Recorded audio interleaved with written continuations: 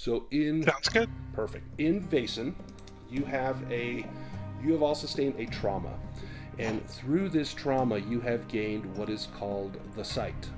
And the sight allows you to see these mythical creatures called Vaesen, or I've heard it pronounced Vaesen, Vaesen, or Vaesen. I call it Vaesen. Call it what you like. But you see these mythical creatures. For those without the sight, they might notice that the lights flicker or a breeze comes through the room, but you see something horrible, rushing through the house, things like that. These creatures, these Vaesen, were once friendly and benevolent, but industrialization has hit Sweden,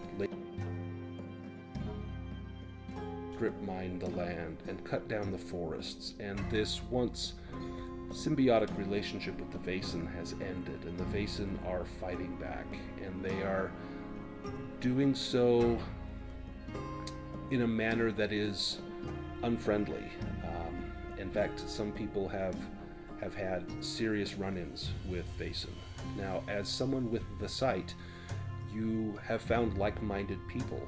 That's what brings us all together. There is an organization called the Society that people with the sight have been drawn to so that they can help try to right some of these wrongs that have happened and try to reestablish that peaceful relationship with the Vaesen again.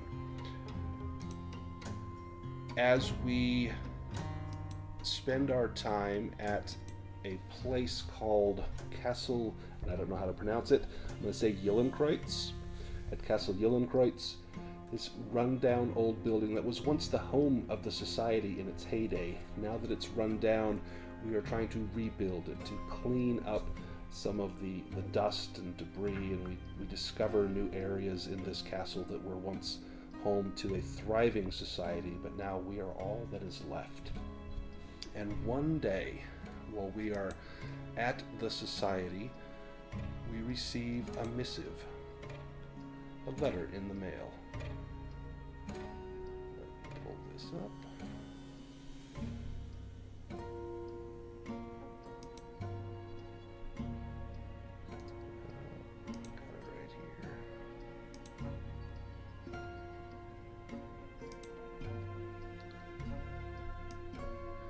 Send this to the should go to the chat as well as appear on the screen.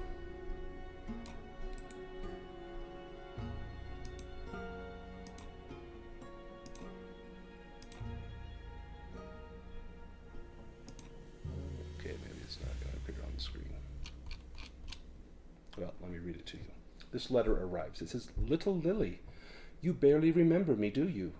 The years have fluttered by like butterflies, and I shall soon turn 70, but who is counting? I wish the purpose of this letter was to renew our special connection, which I have missed dearly. Lily, I need your help. The situation is very dire indeed, or I would not have had the nerve to contact you. I assume that you are still living in Uppsala. Surely you have not abandoned our beloved city. Anyway, I am currently located in Mola, a small fishing village in the south. My friends and I are staying at the Mola Seaside Hotel. You must come and help us, Lily. I can tell you no more than that, for fear that someone else might read this letter. That it must be you of all people has to do with our special secret, our way of seeing things which brought us together all those years ago. Bring all the weapons, tools, and strange items you can find, anything that might prove useful. Until then, my friends and I are stuck at the hotel. This is a mess of our own making, but nevertheless, despite everything, I ask for your help. Love, your, hopefully, dearest Olga." You have no idea who this is addressed to, but it arrived at Castle Gyllenkreutz, clearly for someone who dwelt here long ago. Let me make this visible to everyone.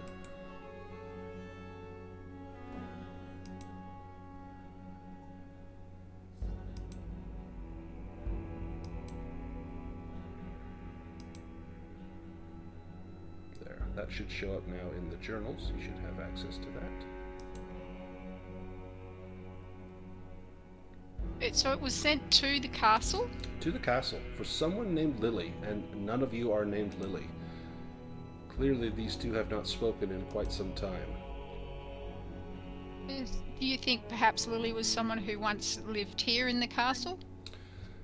Valentina, give me a learning roll. Oh, first roll. First roll. So click on learning. It will ask if you add any bonus die. I'm going to give you 1 bonus die to this.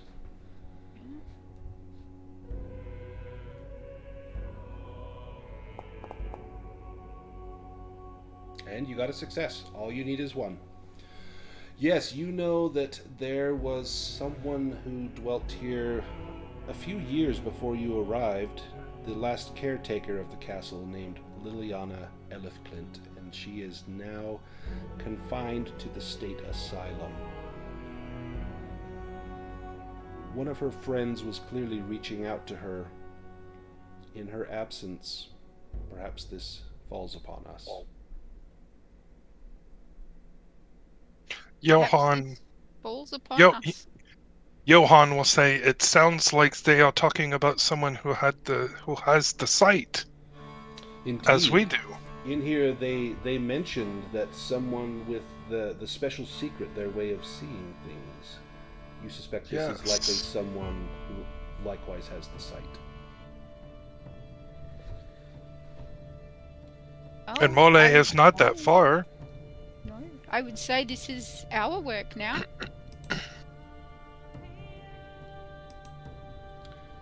Before you begin to undertake any sort of journey in Vaesen, you can take what's called an advantage.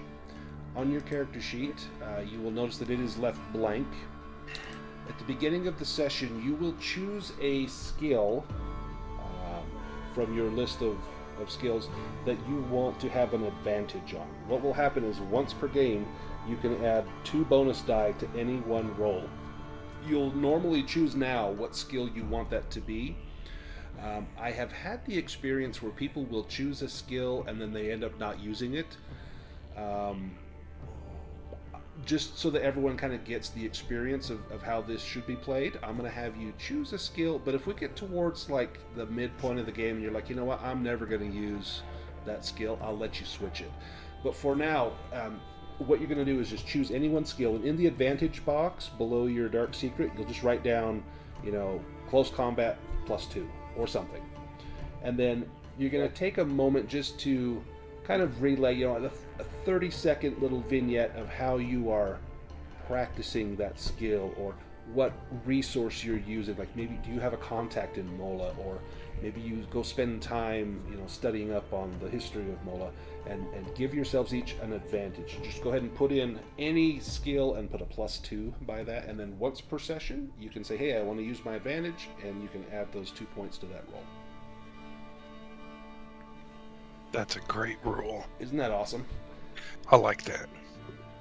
So let's start with Henrik. Henrik, what advantage do you think you will take?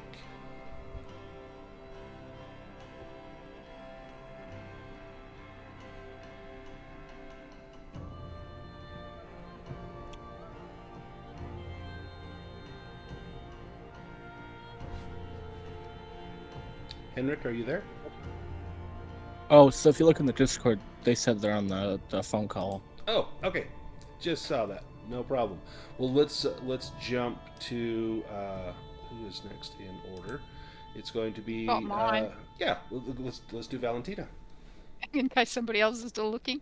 I'm going to add +2 to manipulation, and as we journey towards Mola, she is going to have her runes. She's going to be practicing drawing the runes and working out what she can say to manipulate people via the rune that she draws. Oh, excellent.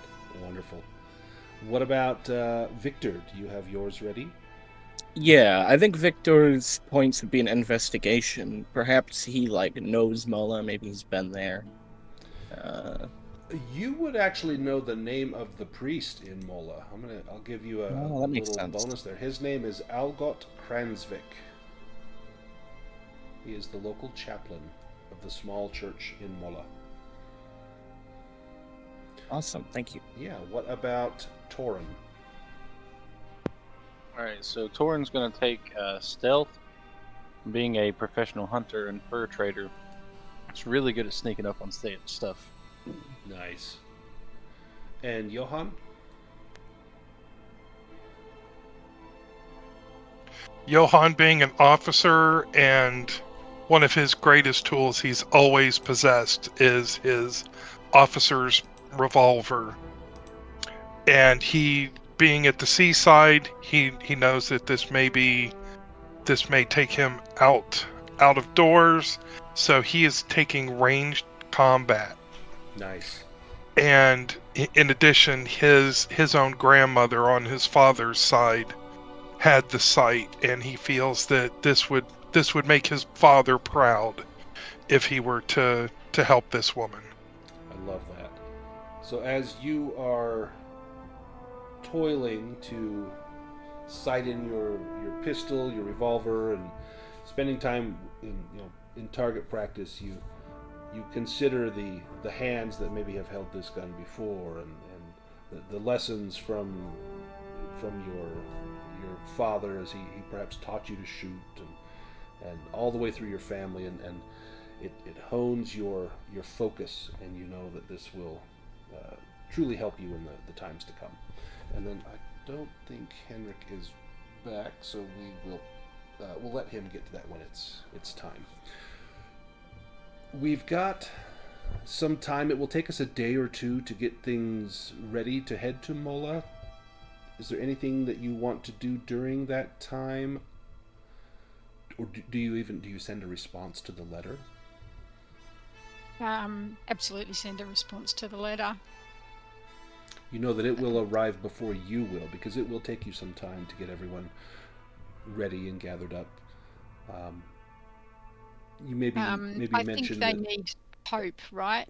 Oh, absolutely. It sounds like if they're reaching out to an old friend, they have probably exhausted all their other options at that point. So I will send a letter that says,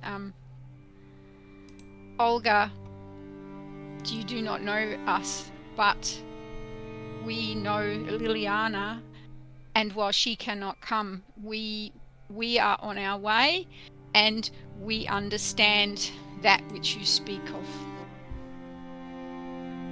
Excellent. Can you ask her if camera counts as tool? Oh, I'm sorry, you were breaking up on me. Can you repeat that? Oh, can you ask her if camera asks as tool? You can just put like little PS. Is camera tool? I will actually ask everybody, what else should I put in this letter?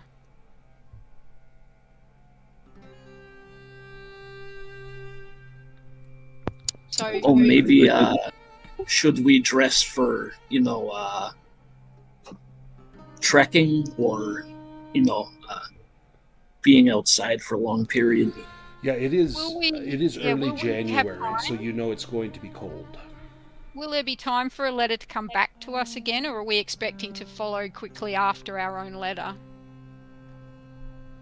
If you feel that time is pressing, that may be the most straightforward, would be to say we will arrive on the night of the 4th. Mm-hmm. Above table, it does sound pretty pressing. Yeah, it does. Yeah, because they're saying they're stuck in the hotel. Yeah. I think I would assume the worst, and just kind of bring whatever clothing I needed, just for whatever situation. Sure. And I think we would put, keep hope, stay safe, we are coming. Do you mention anything about the site?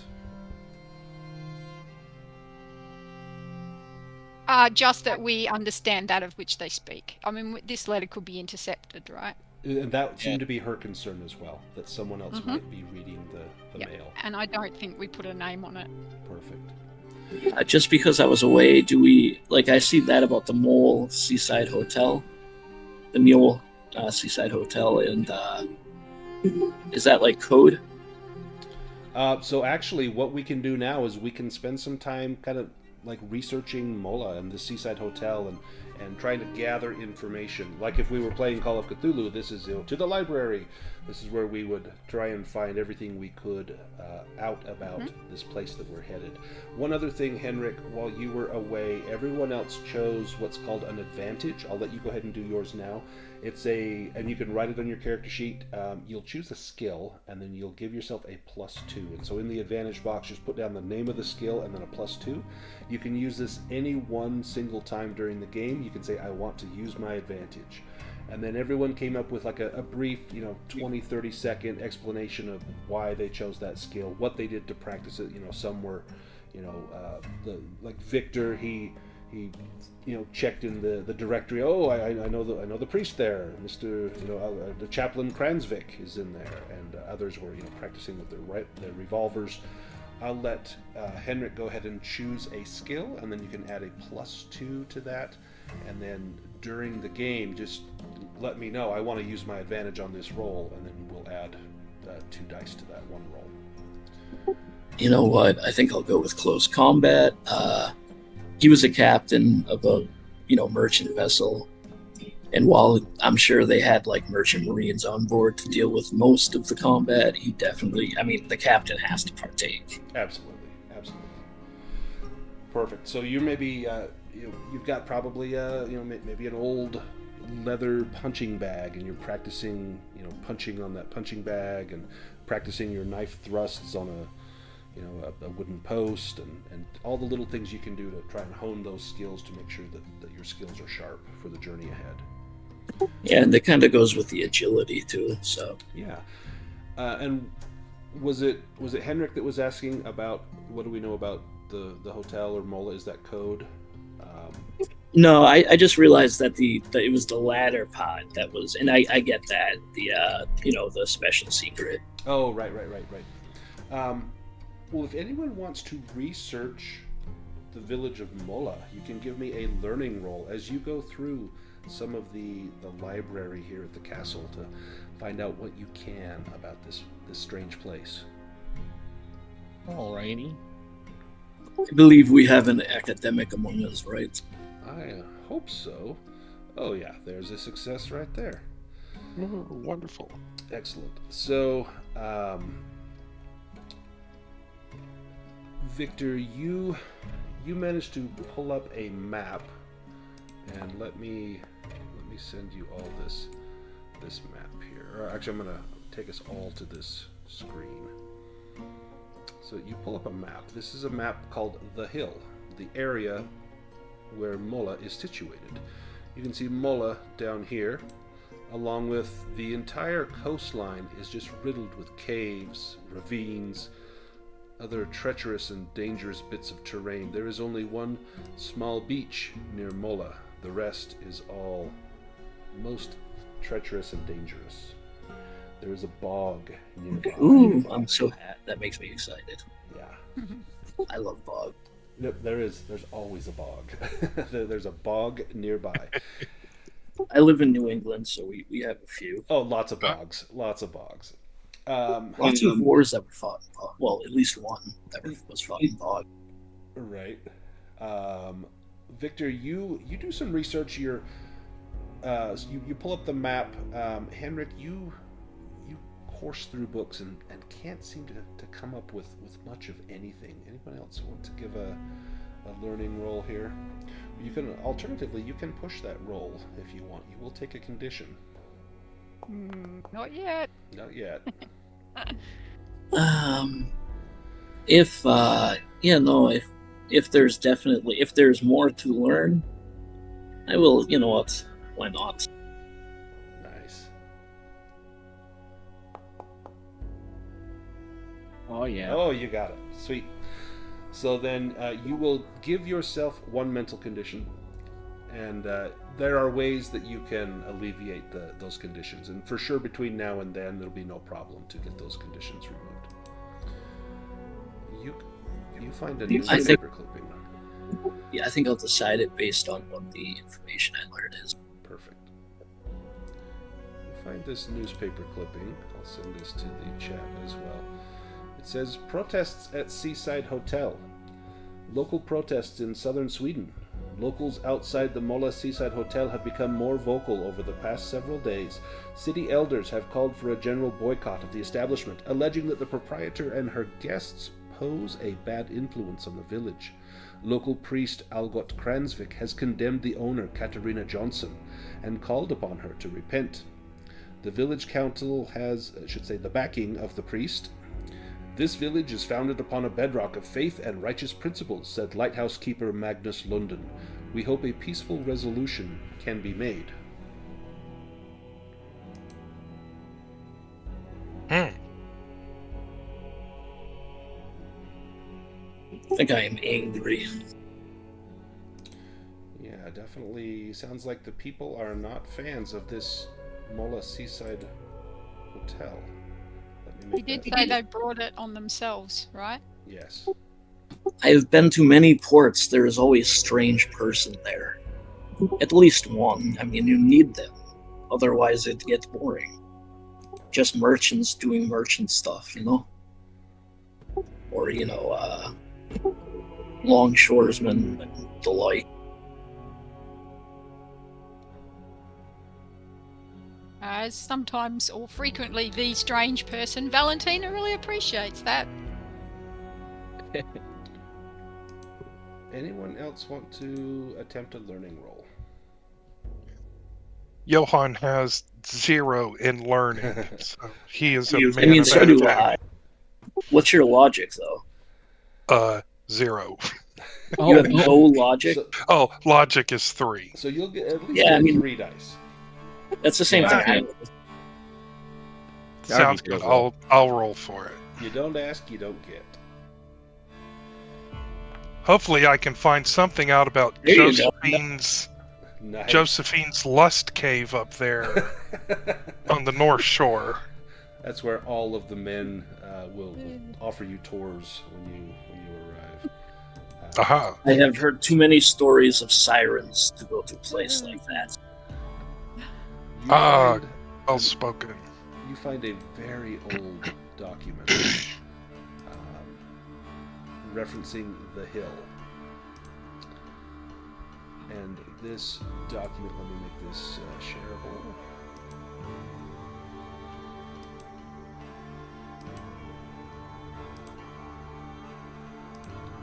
This document reads, "The occult heritage of the hill. Comprehensive studies of the region have unearthed a folktale regarding the genesis of the mountain itself, where farmers and fishermen believe the hill to be the creation of and thoroughly imbued with supernatural energies.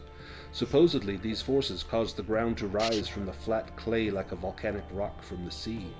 It is said that there are caves and ravines where supernatural energies dwell," it's probably that lust cave, "waiting for humans and animals to be used as vessels for their manifestation into the world.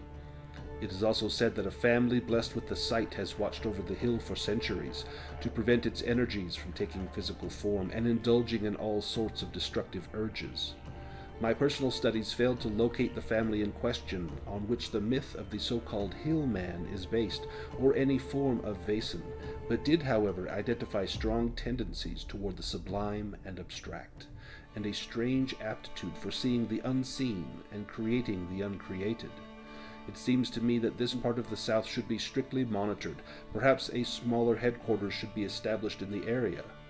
Brother Johan Trana, member and first Ekvilator of the Society." And this is roughly 50 to 60 years old, this document that you found.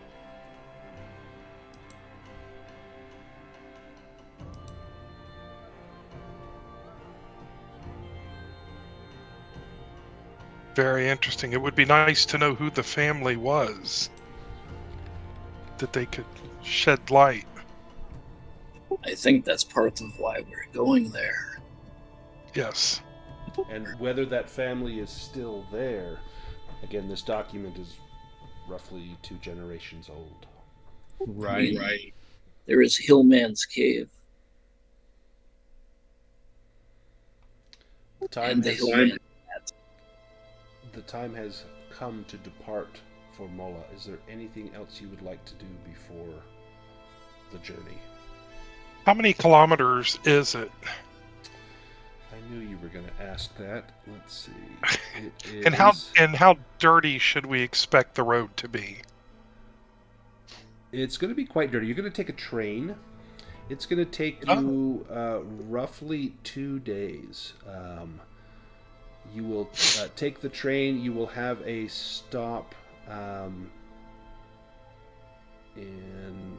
oh, actually, no. It will take you 1 day. Sorry. You will arrive there tonight. Wonderful. I think Torin, real quickly before we depart, he's going to go into the local forest, and with his herbalist talent, he's going to gather up some herbs and things that would help us along the way. Excellent. So let's take a look at our talents, because we all have individual talents, and these will come into play. So under your talent tab, you're going to have, everyone should have at least one talent. If you click on the little chat bubble, I think it puts it into the chat bar. If you click on the little pencil in the box, you'll be able to read it. So using this, you can use medicine without having access to medical supplies. So now that you have gathered up those herbs, anytime you need to make that medicine roll, it will happen automatically for you. You won't need to have those supplies. Yeah. You can see the Johan has tactician, Henrik has automatic writing. Everyone should have an individual one that lets you use a skill in a unique sort of way. The character I'm playing in my Call of Cthulhu game would love this guy, because he's like big into the spiritualist movement. Oh yeah. And so once per session, you can do a session of automatic writing where you sit down and just start moving your pen and let the spirits take your hand and see what they write on the paper and try to decipher that. Definitely a fun one to have. Oh yeah. And then our medium Valentina can perform a seance. Yeah, I just shared it there. I think we have the funnest talents. Oh yeah, this is going to be fun. Are we ready to catch the train early in the morning? I think so. Oh yeah. Absolutely. Got my best widow's weeds on, ready to go. Your little blackened flower on your lapel. Early in the morning, you gather at Uppsala train station. The darkness lies heavy on the city, but the snow reflects the light from the station's gas lamps and illuminates the area around you. When the train rolls in its cars, they are covered with snow, and upon boarding, you find that the compartments are not even heated. The only refuge from the cold is the dining car, and virtually all the passengers gather there. A count by the name of Christian Graneth purchases the train's entire stock of punch and generously offers it free of charge.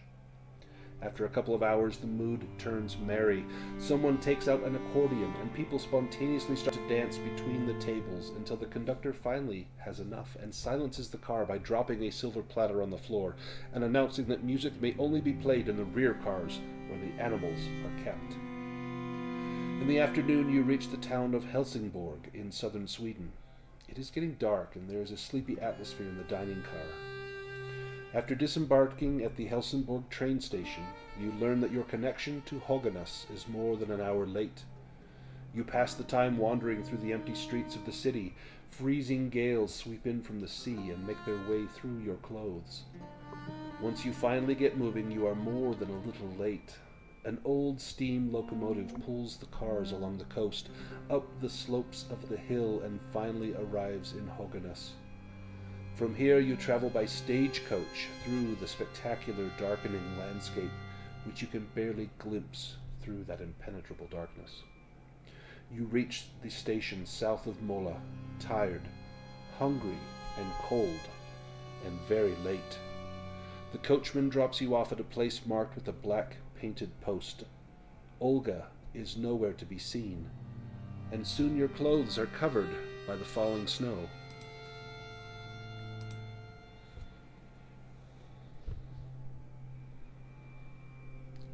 She is not here waiting for you.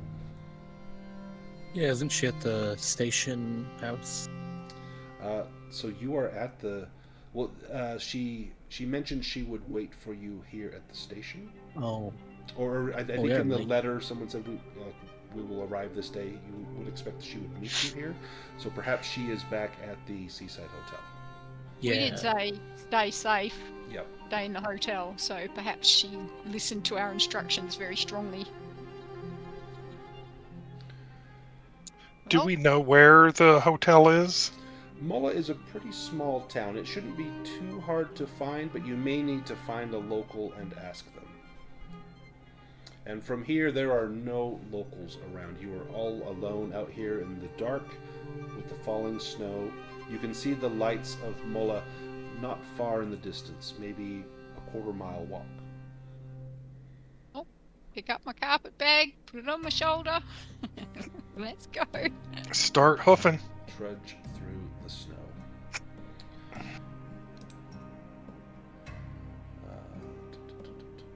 You grab your luggage and walk into the village. Around a corner, you see an oil lamp burning on the ground. A few meters away, you see this. It would appear we've arrived too late. Uh-oh.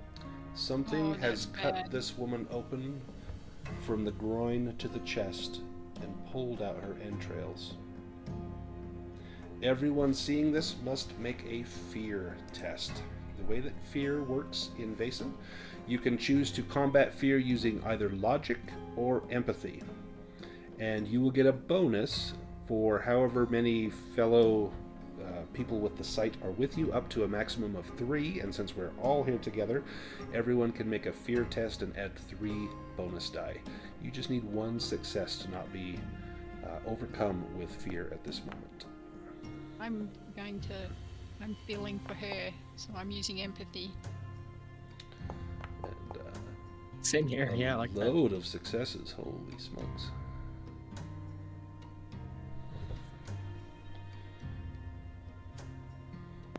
So that's empathy? You can use either empathy or logic, depending on how you want to combat this sight, this scene that you have stumbled upon. That's 3 bonus die? Yes. Alright, sorry, my dog was barking a little bit, but I thought I heard most of it. Yeah, no worries. And I believe that is everyone. Everyone passed. We're so brave. Johan is going to pull his revolver and turn his back to the woman and start checking the perimeter as a good tactician would. Give me a roll here. This is going to be vigilance.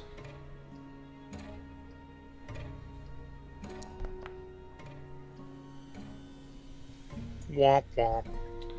As you scan around, your breath fogging in front of your vision, all you hear is the soft crunch of snow beneath your feet. What is everyone else doing?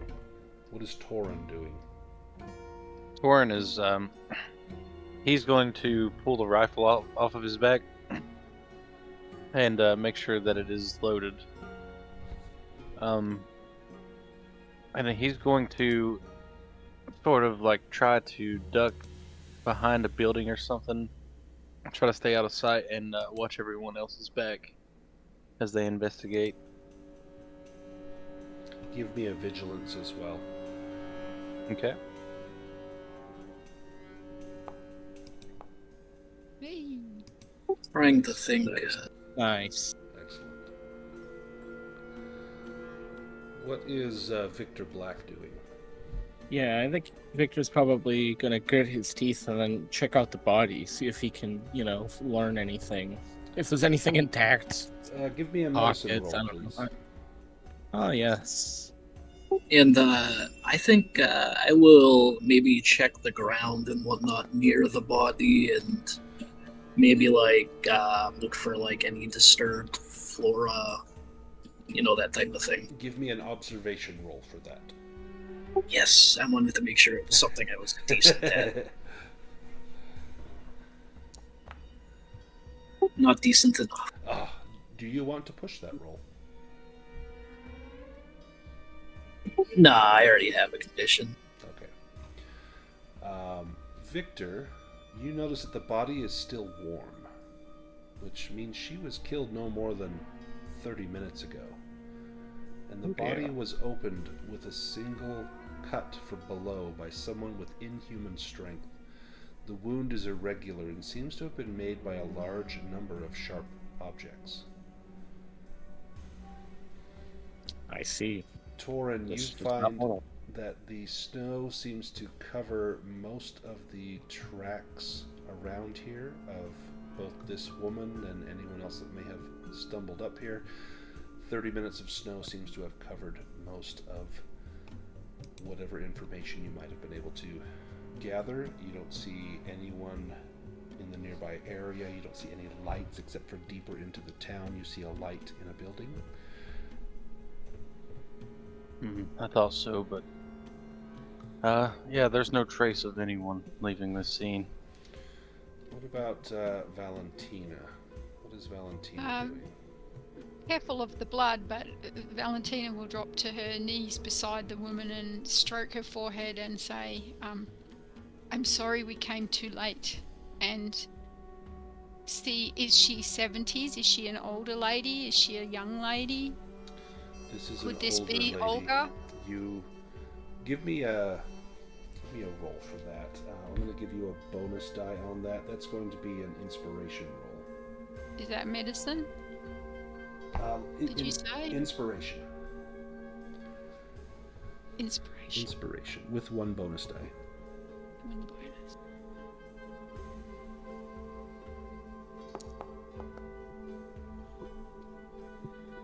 0 successes. You can't be She's certain. This is an older woman.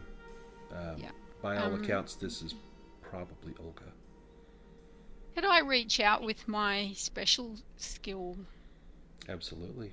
my medium, and see if I can sense anything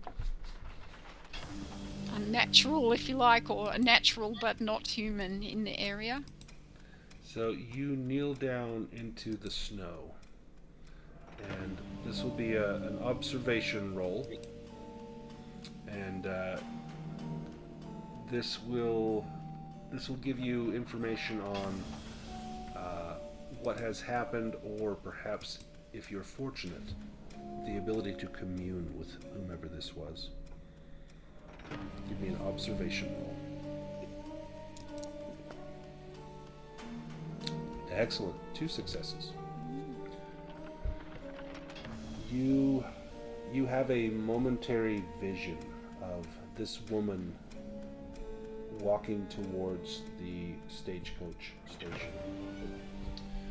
And you see her looking side to side nervously, holding her lantern low.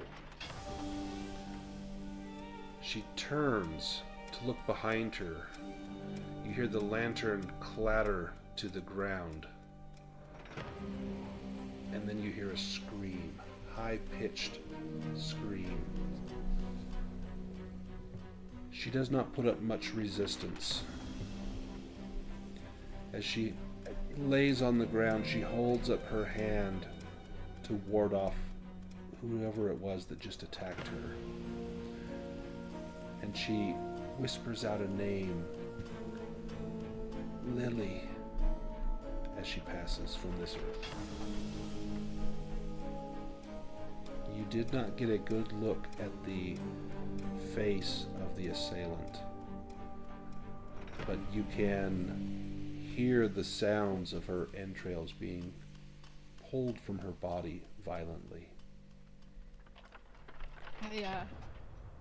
I stroke her forehead one more time and stand up in the snow. He died with the name Lily on her lips. There was a high-pitched scream. I know no more that I would share.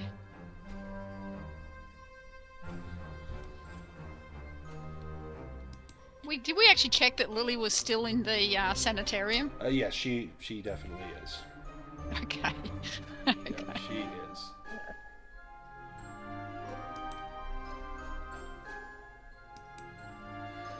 The snow is falling rapidly. It's getting cold. You can see a light up ahead in Mola. Looks to be a large 2-story building. Do you leave her here? I don't know. How do you feel, folks? I feel that as the new people in town, we may be blamed if we leave her here and walk away. Or if we don't. Yes, equally, standing around a dead body in the middle of the night. Quite suspicious. Are there any lights in any of the... Can we see any lights in any of the nearby buildings? Could we knock up some locals and... None of the nearby buildings have lights, just one a short distance down the road. I can kind of ping it on the image. You see a light coming from that building down there. I mean, I don't want to just bring corpse into somebody's house, but I also feel guilty if we just leave it here to get covered by snow. We should notify somebody. Agree. Can Johan ask Henrik? Can you look at her and tell if her organs are in order, or are her organs damaged or eaten? I think it's someone else you might have wanted to ask about that. The academic? Yeah, I'm the... I have pretty good medicine. Yeah, give me a medicine roll as you study her. Somebody with medicine was what I was looking for. Yeah, I've got a 7. 4. Oh, wow. Just one success, but a success. You notice that the liver is missing most of its mass. It looks as though it has been just ripped into small pieces, and much of it has been taken away, perhaps even consumed. The entrails themselves bear many puncture wounds, as though they have been bitten. There's many perforations in the bowel.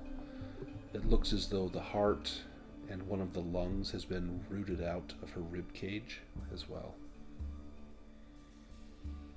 I communicate that. Do I have a cloak or anything like that? Yes, you do. Okay, I'm going to take my cloak off and put it over her respectfully, and then suggest that we go and knock on a door.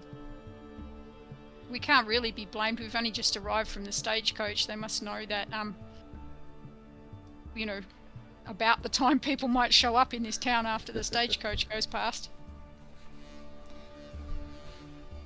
Do you try any of these darkened houses or head towards the house with the light?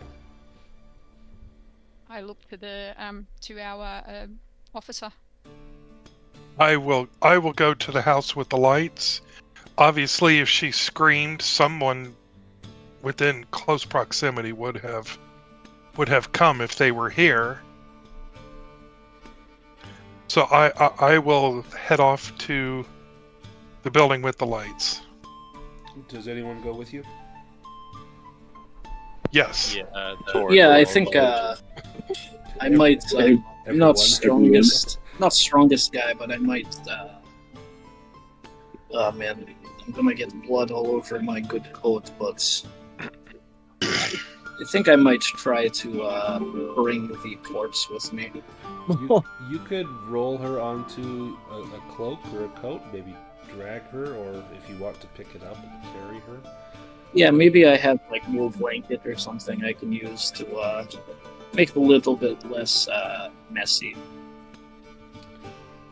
You will need to give me a fear roll. You'll get 3 bonus die on this, so either logic or empathy, as you kind of scoop her entrails into a pile on her exposed abdomen so that you can scoop all of her up.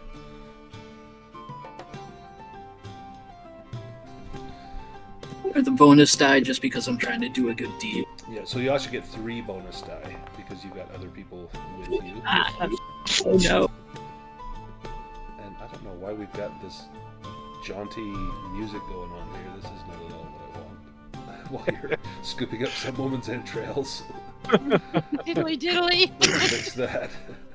It really is jolly. Right. You will take a mental condition for this. Rather than be in a panic state, I'm going to say that you maybe feel frightened by what you're doing. That this is inhuman. Whatever happened to this woman? So now I am angry and frightened. Angry and frightened. You need a stiff drink for sure. The light down here, as you begin to head that way, you see the door open, and inside you see the glow of a hearth. There are dozens of people in here, and the sound coming out of the room sounds like raucous enjoyment. As you get closer, you see a signboard slowly moving in the chill winter breeze that says the Whale Spout Inn. And I will take us there.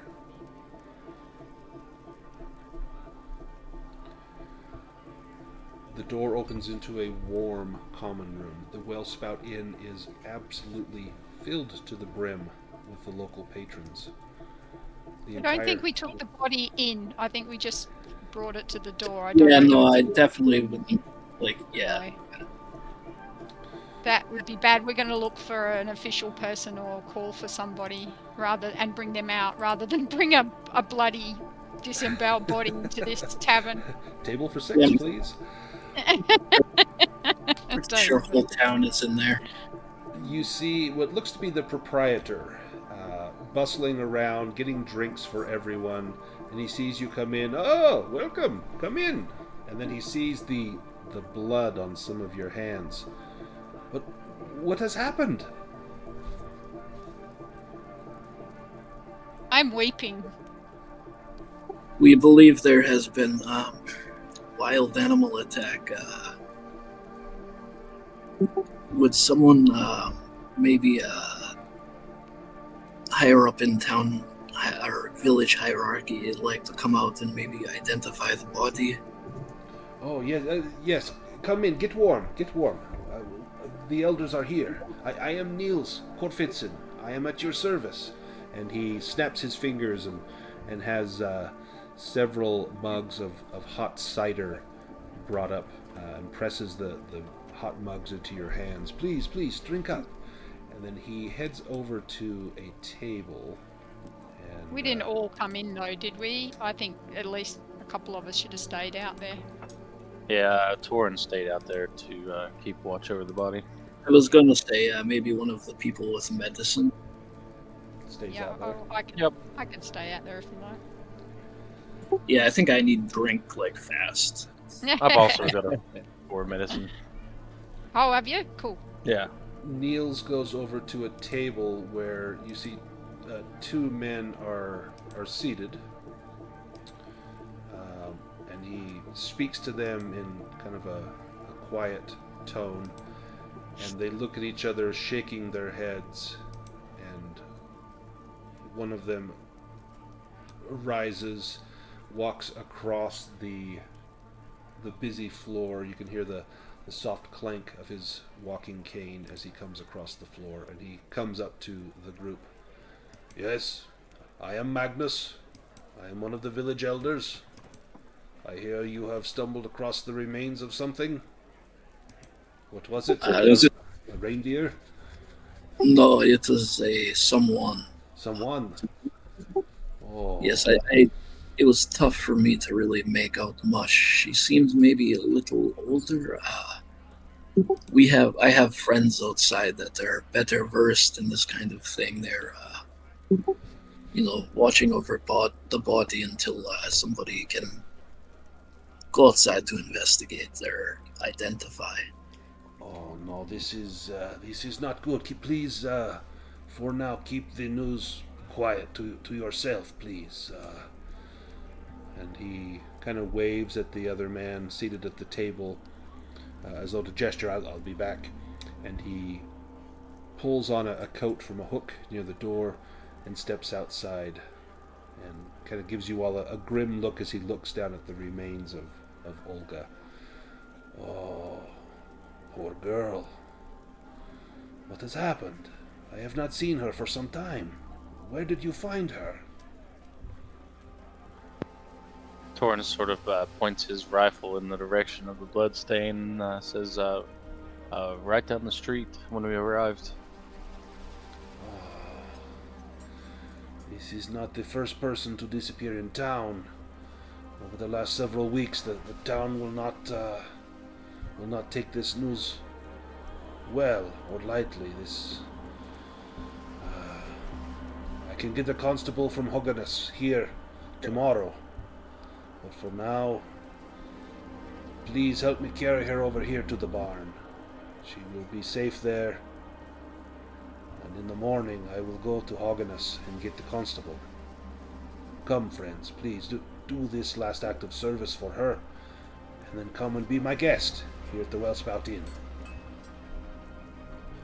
Yeah, Torn proceeds to pick her up. And this man walks over to the barn. I am Magnus London. I am at your service. He opens the barn. There's a horse stall inside, and he opens the stall. There's fresh hay in there. Please place her here. She will be safe from the elements. Nothing will disturb her. This is a crime scene. We must protect the area and her body as much as possible. And after seeing that she is respectfully put down on the straw, he claps you on the back. 'Tis grim and dirty work. Thank you, sir. Now please, come. Have a drink and warm yourself by the fire. We must speak more about this. I am curious as to who you are traveling to our small seaside village. And he begins to walk back towards the Wellspout Inn.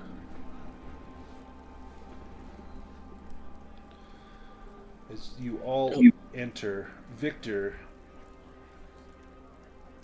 yeah, exactly. You guys don't have an alibi. Yeah. Well, yeah, but it's also pretty clearly not done by humans. Right. That's true. Victor, when you go into the Wellspout Inn, you see the table where Magnus was seated. He's sitting with, looks to be a man of the cloth. This must be Chaplain Algot Kransvik. Lovely. I mean, he did invite us to join him, so Yeah. I think naturally I'd love to introduce myself. He rises, kind of getting up shakily. He's got old, tired legs. You notice from the redness of his nose and the way his hand shakes that perhaps he is deep into his cups this night. Oh, are you from Uppsala, or where do you hail from? Oh, friend, I'm from the mainland. It's been I've been all over. I don't have a place to call my own, but I travel. I try to do the Lord's work. Travel and spread the word. Yes. I like you. I like you very much. Please. And he begins to push a tankard of ale towards you. Get a cup. Drink with me. My pleasure. Thank you kindly. Magnus comes back to the table and asks Niels to bring chairs for his guests, and you all sit around the crowded table with Magnus and Chaplain Kransvik. Now, I think I must ask you, says Magnus, why have you come to our small town of Mola? What brings you here?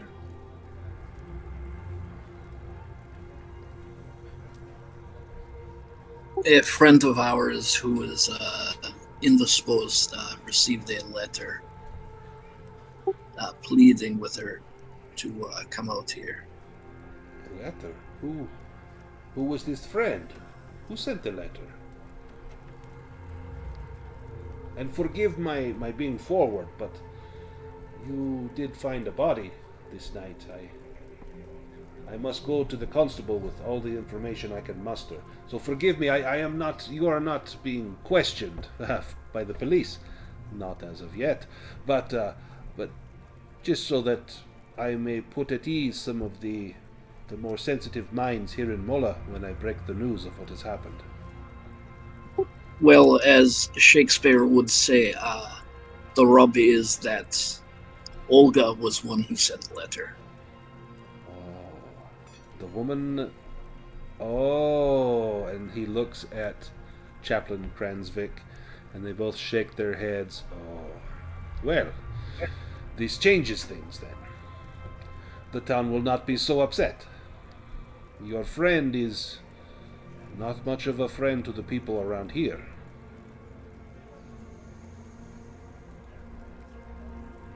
Why would that be? Her choice of friends are unsavory, and he kind of leans his head back as though now reassessing all of you. She chooses bad company. We said she was a friend of our friend. We did not say she was our friend. Ah, this is a good distinction. Because her friends, they are still at the hotel. They dare not leave, or the people here in town will burn them.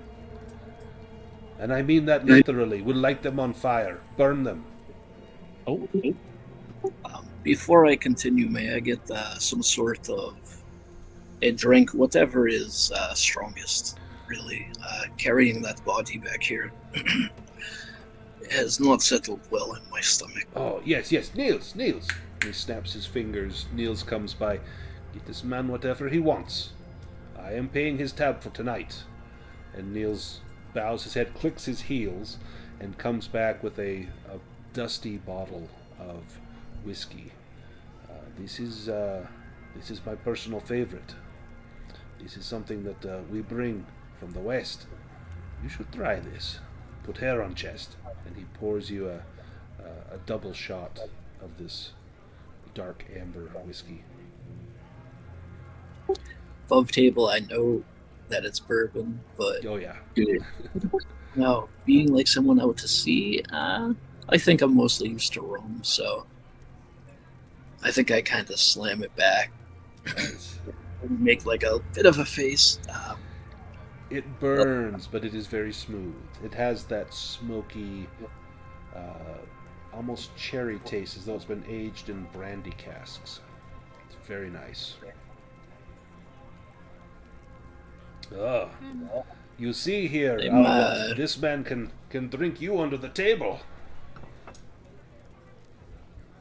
And the priest just laughs. I could get used to it. Do you have a place to stay here in town? No, we had just arrived on the stagecoach. There was no one to meet us. Olga said in her letter that she regretted something that she had been a part of, and she had asked us to come and make reparation for that. Then So you we will did take not those come- girls away from this town. And If they that will- is the best for the town. These sisters of Satan that have taken up residence in the town. If I am not being too forward, may I ask something that they have done? These three girls, they come here saying they are artists, but no, they bring darkness, dark arts. They have brought foul deeds upon Mola. This woman who was killed tonight, it is because of them. I know it in my heart. And the priest nods his head. And they are at the hotel. They're at that den of iniquity, the seaside hotel. You will not stay there tonight. I will not allow it. You shall not be corrupted by them. Their influence is a terrible thing. Why do you think the whole town is here? No one goes there. We do have our priest with us. Of course we would not want to stay there, but we did come good intentions to resolve this issue. Perhaps Could we perhaps stay here? I will ask Niels if there is room. I do not know. There is surely someone in town will put you up. I know that Miss Svensson, she has the room. Her daughter, she is misguided as well. She works at the Seaside Hotel. No one else in town will go there. But she and her mother, they do not get along, and perhaps you stay with her. Or perhaps I'd speak with Niels. We find room for you here. Where would you like to stay?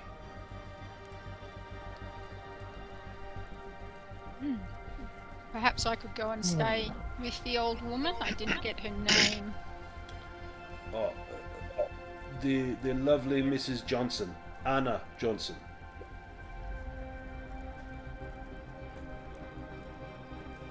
I could perhaps speak to her of her daughter. Oh, excuse me, Anna Svensson, not Johnson. Anna Svensson. I get confused. Her daughter Lisa, she works at the hotel now, but her room would be vacant. She does not return home at night. She sleeps at hotel. She's not welcome back at home. And Is there more than one room, or there would be one room there? There is one room there. If you would like to stay, surely Anna would like the company. Yes, if somebody would escort me there, all things considered. Not right now, just when we're ready. I will do this for you. I will speak now with Anna. I make all arrangements. Everyone else may stay here with Niels. He will find room for everyone. And he gets up and bows to the table and goes to make all of these arrangements. Yeah, one giant bed.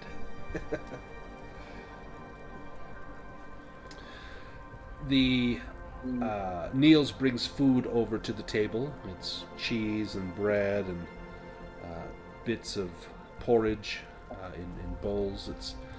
You can tell he's kind of scraped the bottom of the cooking pot to get this. There's some kind of charred little sticky bits in there, but it's quite delicious, especially on an empty stomach as you begin to warm up with the warm porridge, cider, and freely flowing alcohol.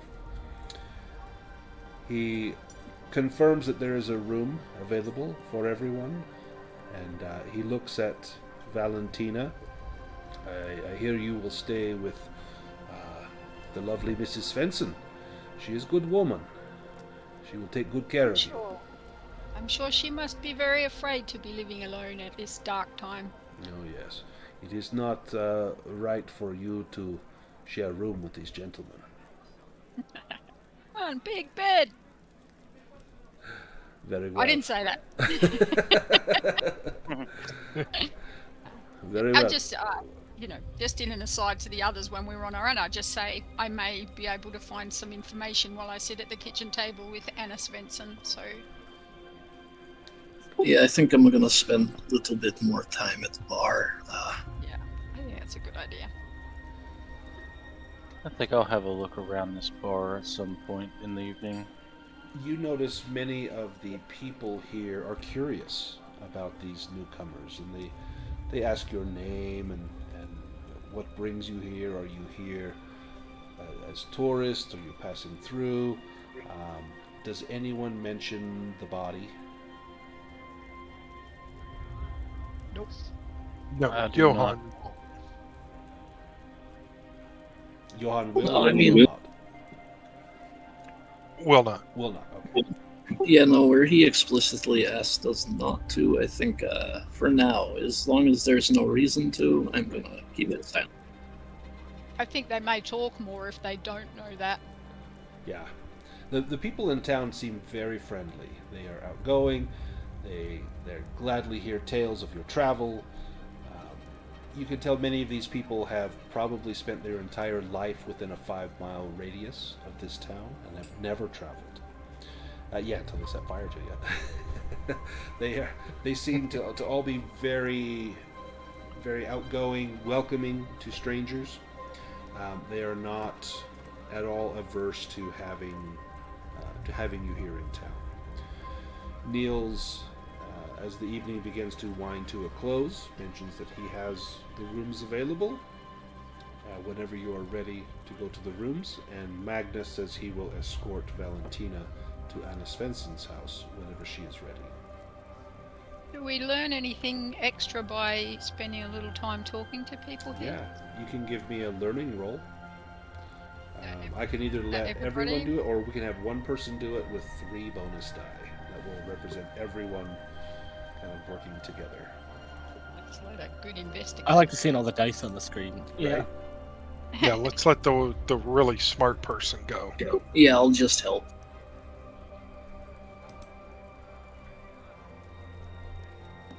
Now we don't know who the really smart person is. Yeah, I'm wondering. Who's got a really good investigation? I got a 0, so. I can Yeah, only have a muster. I can only muster 3 dice by rolling against logic. Yeah, I have. Well, I mean, I have my bonus is in investigation. My advantage. So I have. If that's add to logic, I have 4 logic. But no, I have no investigation. I have 3 logic, no investigate. 3 logic, no learning or investigation. So if you had 4 logic plus 3 dice, that would be 7. Surely we can come up with a 6. You would hope so. Yeah, don't let me roll it. Gotta at least have a 1 in 6 chance. And 7 dice. We gotta have one there.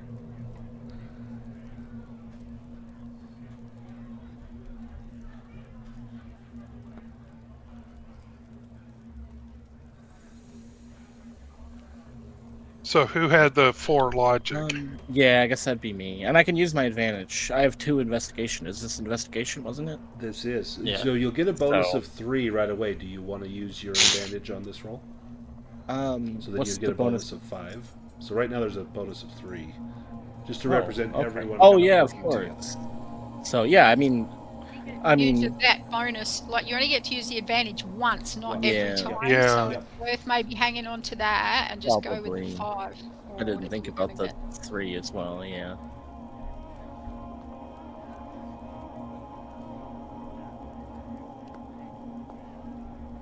Oh, very nice. 3 successes. 666. Speaking with people in town, the topic of conversation, after a time, switches to something a little dire. You sense there is a tension kind of underlying all the happiness here. And the word tends to filter in about this Mola Seaside Hotel and its owner, Katarina Johnson, and the fact that she has disappeared a few weeks ago, that she went in search of her lost dog and then never returned. And the suspicion is that she most likely fell into a ravine and has not been found because of the difficult terrain around the shore of the hill. Many people have different views regarding the hotel. There is concerns about 3 girls, young women that are living there, that have come here under the guise of being artists, but everyone in town knows that they are evil. They are servants of Satan. In fact, everyone calls them the Sisters of Satan, and that they have brought these dark deeds onto Mola. Again, no one has mentioned Olga, but it sounds like someone else has gone missing here within the last few weeks. And there's rumors from a few people that perhaps she was murdered, maybe pushed into one of those ravines. Perhaps by those Sisters of Satan.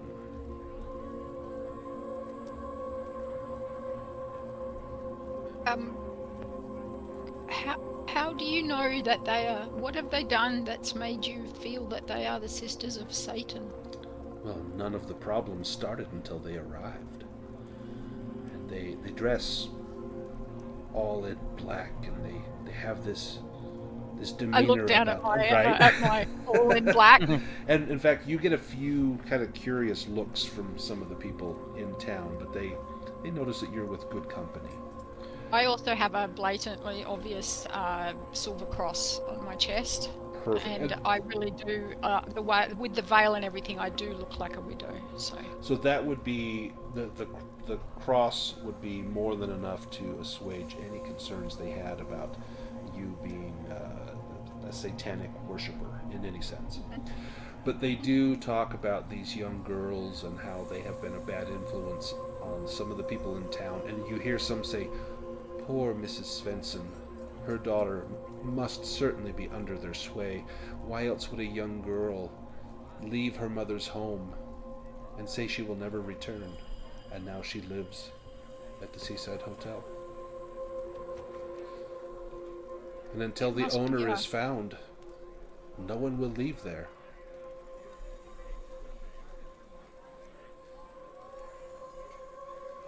Did you say until the owner was found? Yes, Mrs. Johnson, who has disappeared. Oh, she owned the hotel.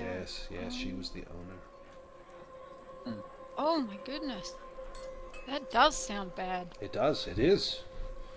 I hold my cross. Many... Torin, as all this speaking's going on, he sort of like takes a piece of bread off the table, stands up, and walks over to the corner, trying to be unnoticed. Is there any way I could do like a stealth check to maybe peek into a back room or something, see if I can see anything fishy going on? Absolutely. Give me a roll.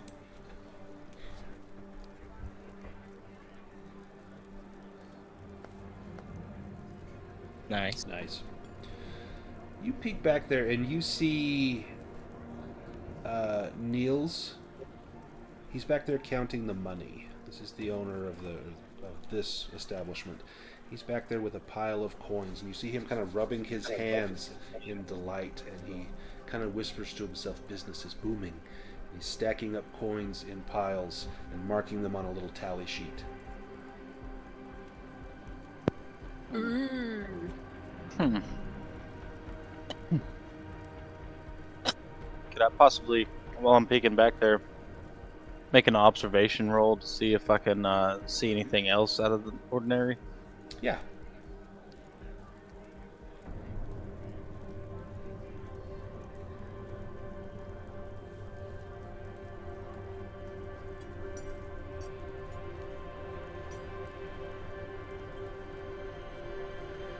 Did my audio cut out, or is everything silent? No, I heard. Yeah, so go ahead and make your observation roll. Okay.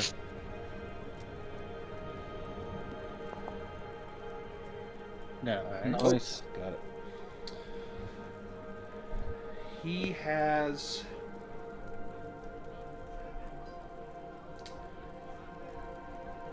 a mask here. It's like an old Norse mask. The worship of Loki is something that would be well known, and you would recognize this as a Loki mask. It's a wooden mask. It's got a little metal strip going down the forehead down to the nose to reinforce it.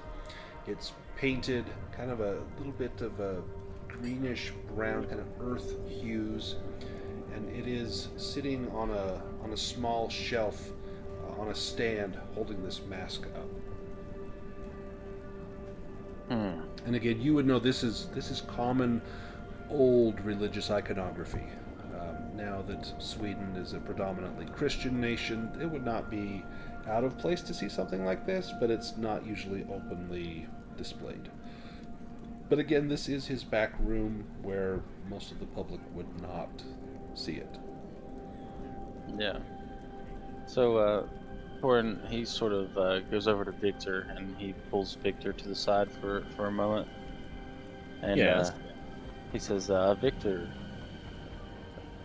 I believe the owner of this bar is a worshiper, perhaps, of the trickster god?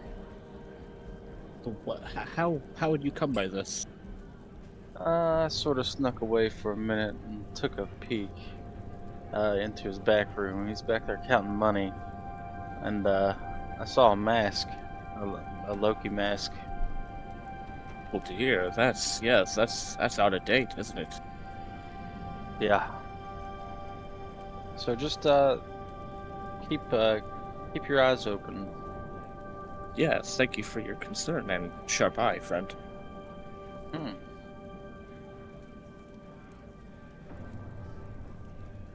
Well, the music was timed perfectly to that. Anyone else want to do anything before stepping away for the night and getting some much-needed rest? When I get taken to Anna's place, I guess I might share a bedtime cup of tea with her. Yeah, she is a very gracious host. She is more than pleased to have someone there. And she takes you to her daughter's room and shows you the bed. It's a very comfortable bed. This looks like the room of a typical, 16, 17-year-old 19th century girl. There are some dolls. None of them are fancy. There's no porcelain-faced dolls. These are all cloth dolls, but they're in nice clothes, and she's got several of them. She's got some beautiful little carvings in here that have been painted. Everything is just in a nice state of repair. And Anna Svensson is pleased to have company. Her home seems quiet without other voices in here, and she would sit at the table with you and ask a little about your mother, and tell me about your mother, and do you love your mother, and tell me all the good things you've done for your mother. You just get the sense that this woman, there's issues between her and her daughter, and she is looking for some sort of validation that her daughter isn't a terrible person and that will see the light and come home someday.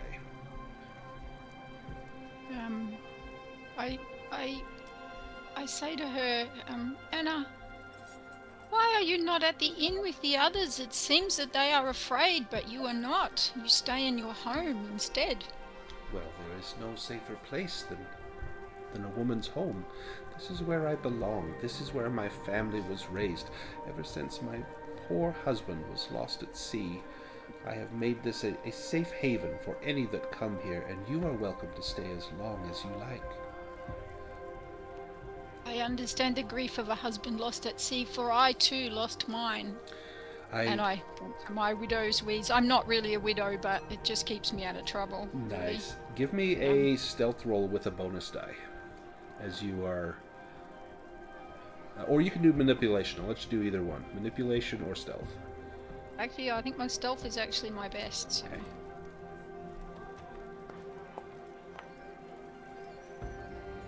Yep, you got it. Yeah, she buys it. Oh, yes, I didn't mean to pry, but it looked as though you and I are members of the same sorority, that of the poor, grief-stricken widow. And she stifles a small sob as she rises to go and get some small cookies that she had baked the day before to offer you some. These were my daughter's favorite. I dab delicately at my eyes with a black handkerchief under my veil. So, I, being a childless widow, needed to busy myself, and so I find myself with my very good and esteemed companions coming to this town to try to save your daughter and to deal with this problem that has come upon the town. Can you tell me about how could they steal her away from such a wonderful mother? I can see from her room how beloved she is. And she lets out a sigh and reaches out a hand and takes your hand in hers. My dear sweet friend, children are impressionable. They have not yet seen that monsters lurk under the beds. It is not just stories that we tell them to keep them straight, but there are real monsters in this world, and there's a monster in this town. And they live at the Seaside Hotel with my daughter. Something will be done. Mark my words, something will be done. Something will be done, and we will do it. When you say a monster, do you mean the 3 girls of which I have been told, the Satan-worshipping girls, or is there another monster or a monster that comes with them? She immediately makes the sign of the cross. Those girls have bewitched my daughter. Touch my cross. May the good Lord protect your daughter while we come to her aid. Yes. Thank you. You may stay here as long as you like, dear. Thank you. How did they bewitch her? Did they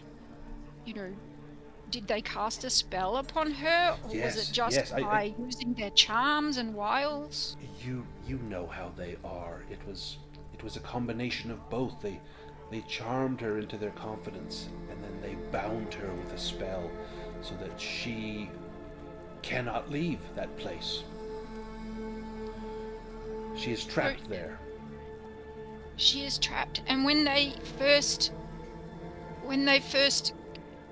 charmed, did they charm the town? Did everybody love them and think that they were special? No. We knew right away. See, we here in this town, we can tell a good heart from bad. And I knew right away that these women were up to no good. Artists, they say. The only art they do is that of deception. Have you ever seen art that they've done? Did they ever do a painting? Yes, it's profane, vulgar. They show skin. Oh, disgraceful! From the ankle to the knee. And she rolls her eyes in sheer disgust and disbelief. And worse. I can see. Yes, worse. They show the areas that a modest swimsuit covers that should not be seen, except under the darkness of the wedding bed. You know of what I speak. I do indeed. Oh my goodness.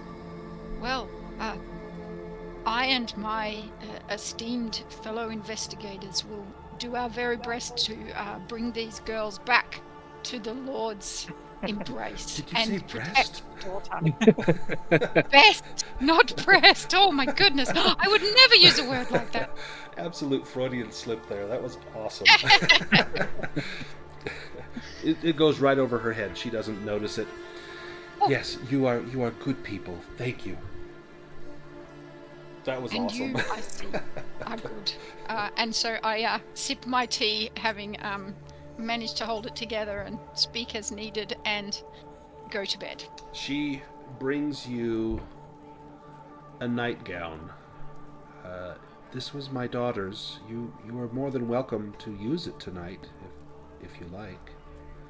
And she hands it to you lovingly. I take it as lovingly. I actually reach forward and kiss her cheek.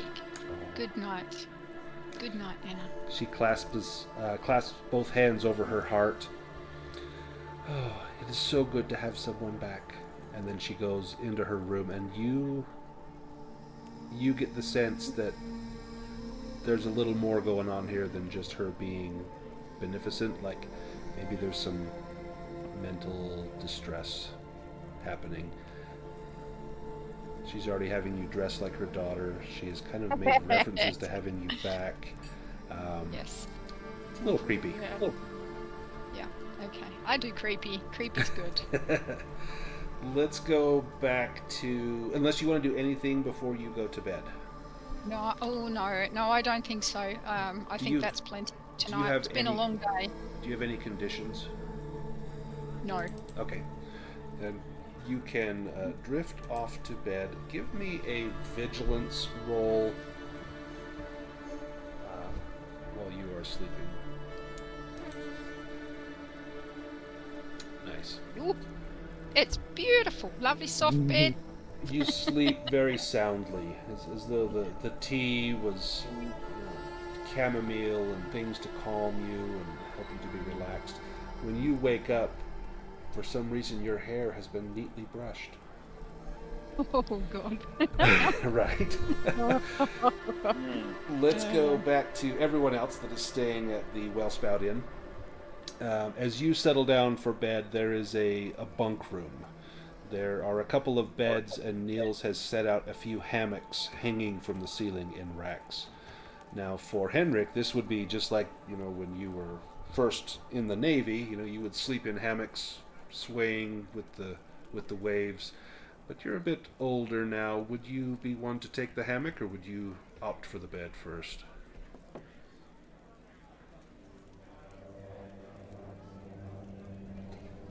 Is he still gone?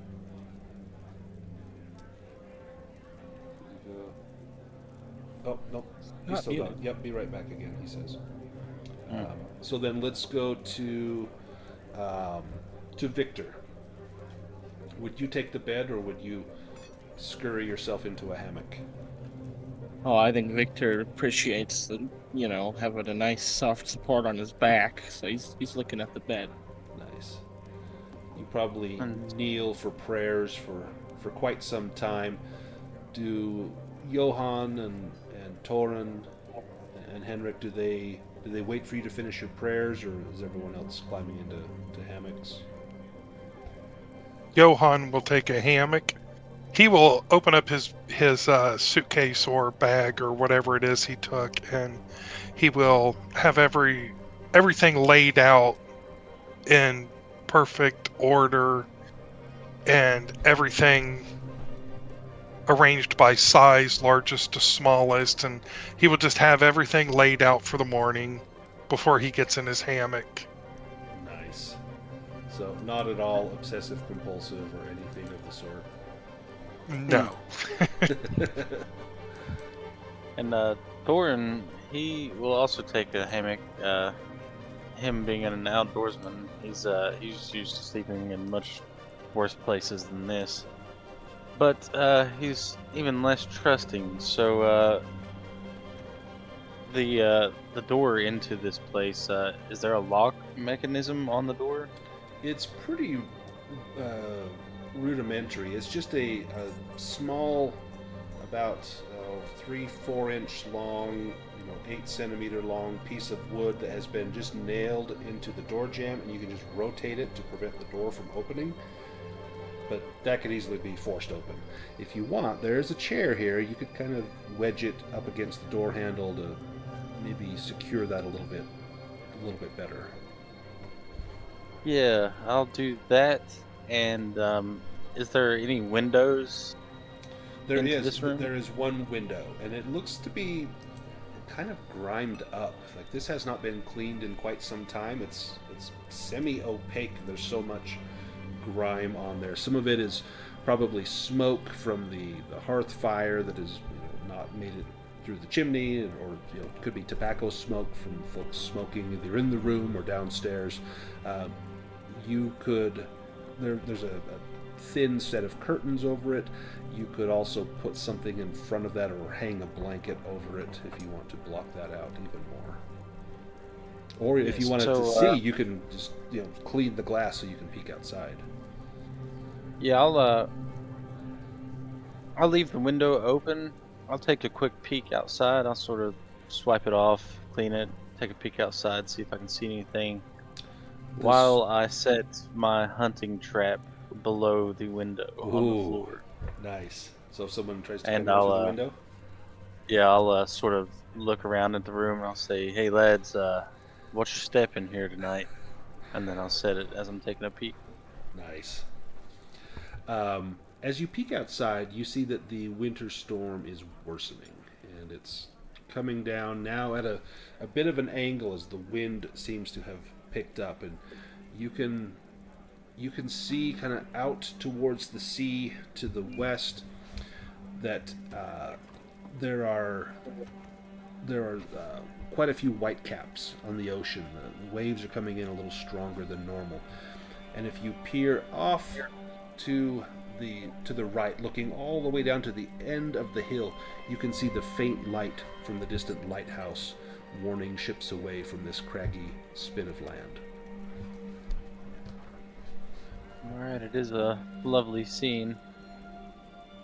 But I think I'll retire to my hammock for now, and he'll go over to his hammock, lay his rifle and pack beside it, prop the rifle up against the wall, and then he pulls his hunting knife out as he lays back and keeps his hunting knife in his hand. Excellent. What about... did I miss anybody besides Henrik? I think Henrik's the only one left. So let's go over how you can recover from conditions. So there's a couple different ways. So all of you should have a memento on your character sheet. At any time, you can spend 10 or 15 minutes with that memento. And as you ponder on, better times and times in your life when you weren't afraid and weren't dealing with difficult situations, you can recover up to 2 conditions by using your memento. You can also spend an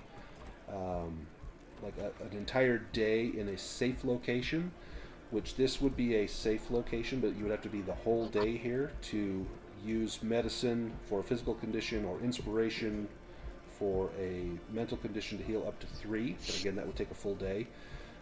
You can also, with another character, you can describe a scene together in another 10-15 minute session where you maybe talk things through, and you can recover 2 conditions once per day from that. So there are means to recover from conditions. There's a few you can do in 10 or 15 minutes. Most of them have to be done in safe places, except for if you want to spend time with your memento. Even if it's dangerous, if you can get away and kind of get some quiet for a few minutes, there's a chance you can recover some of those conditions. All right. As night falls, why don't we take a short break here? Let's make it like 7-8 minutes, and then we'll come right back. All right. All right. I'll see Perfect. you soon.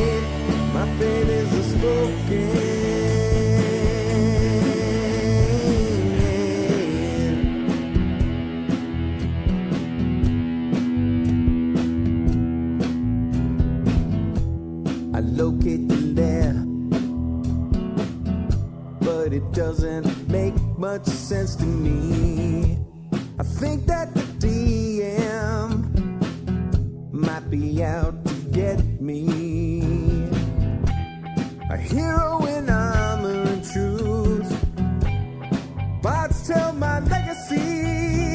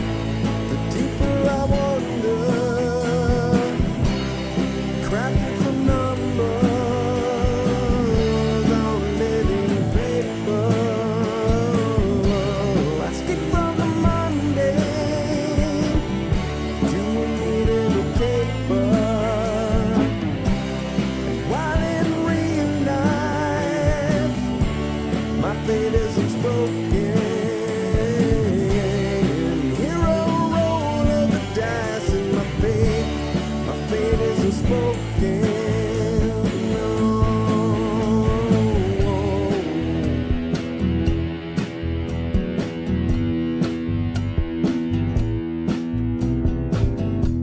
I drink my last potion. I charge through the open gate. The flame of the dragon.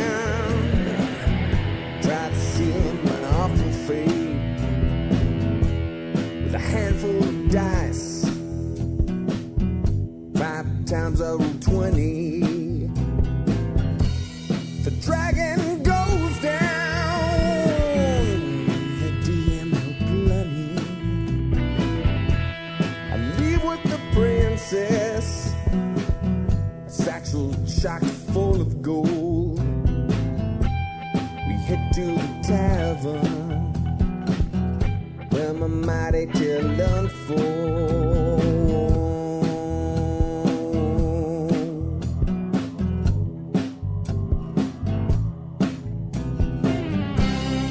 Crafted from numbers on living paper. I skip from the mundane to a medieval caper.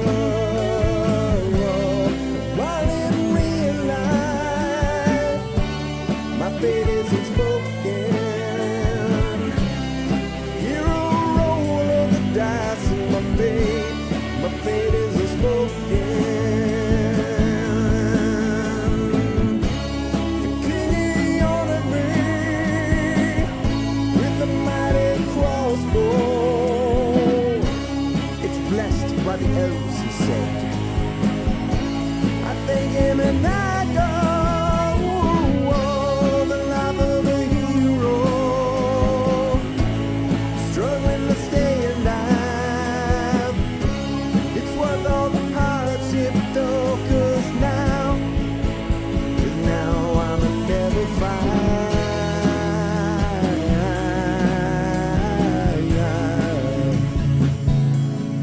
Level 5.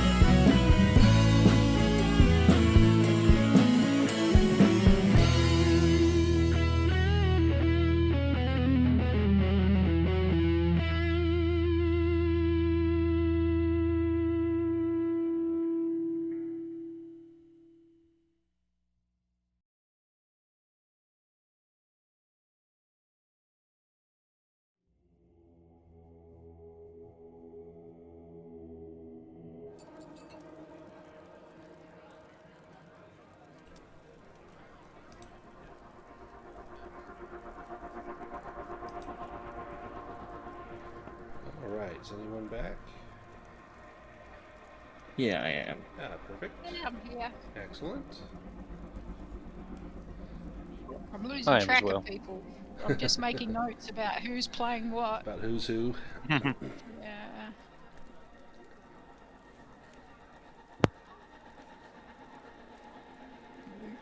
Vic 4. Henrik, are you with us again? He's still with the dogs. So he actually came back while everyone was gone. Oh, shoot. I let him know that we were taking. I'm here for the most part. I'm just doing something really quick, but I'm here. Perfect. No worries. So, basically, I kind of went over with everyone how to recover from conditions. Everyone would be able to do that tonight. To make a long story short, there's a few things you can do that take a scene 10 or 15 minutes, a few things that take the whole day. You would be able to With your memento on your character sheet, you would be able to spend 10 or 15 minutes probably at night before you go to sleep, kind of in quiet contemplation with that. That would let you remove 2 conditions. And so if you want to remove those conditions from Henrik's character sheet, you can. Your memento is, of course, a pen from your grandfather. So maybe as you are writing in your journal about what has happened tonight, you have a moment to think about your grandfather. And then if you just click on those conditions, I'll go ahead and do it for you, but it will remove them from your character sheet. So you are back to normal. Yeah, I figure he's just sitting there with one of those some of that bourbon and just kind of writing away. It's like, what a day. Exorcising them demons. Oh, yeah. All right, I think we're just waiting on one more, and then we'll be ready.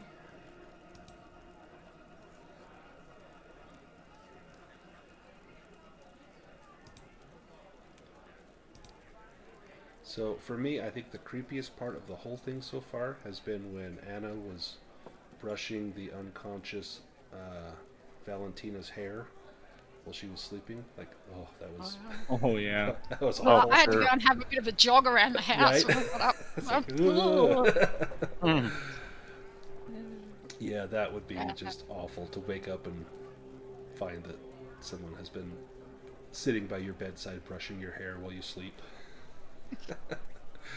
Got you in her daughter's nightgown, in her daughter's bed, in her daughter's room. Might start calling you Lisa. Yeah. And the worst thing is, I have all the sympathy for the daughter. I was that daughter, so I can put myself in the place of the mother, but I know who I'm siding. Yep, you know how the daughter, how it comes to this. Yeah. Oh yeah.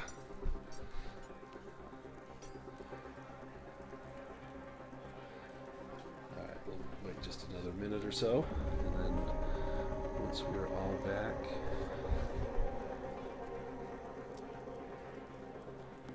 While we're waiting, I might draw 3 runes. Oh, sweet. Let's do it. Before I come out of the room in the morning, and just to, I don't actually have a great observation skill, but so I can use observation with my runes to see if I can get any clues. So I would like to get a feel, if at all possible, for the town. Oh, yeah. Like what is the feel of this town?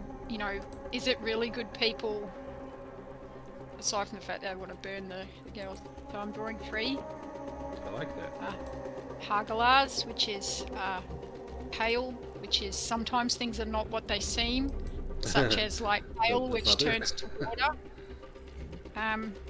Ingwars, which is fertility, and let me think, and Yera, which is the year. So things coming to harvest, coming to culmination of hard work and so on. So this would definitely, as far as this scenario goes, you sense that someone's plans are beginning to come to fruition. Somebody is harvesting from this, but it's not what it seems. I like that. I don't yet know about Neil's sitting in his back room getting money, but when we discuss it in the morning, perhaps we can swap back and forth that information. Excellent. And that could be what this refers to. Well, looks like we are all back. When we wake up, we are dismayed to find that there is a terrible storm raging outside. Black, lifeless skies, a mix of rain and snow, winds. This is far worse than the weather was the day before. Everyone at the Wellspout Inn, you wake up and Niels has a simple breakfast laid out of some baked fruit, bread, cheese, and he's got fresh goat's milk available to drink, as well as a hearty breakfast beer if you want to get your barley intake taken care of early in the morning. He mentions that Magnus had stopped by and was on his way to Hoganus to get the constable, and that he shared with Niels your find. Grim business, that. I'm terribly sorry to hear that you went through such things. And my condolences. It's not easy to find something like that and then, carry on as though all is well. All is certainly not well here in town, but it will be soon, rest assured. This town is strong, and we will overcome whatever challenges we might face.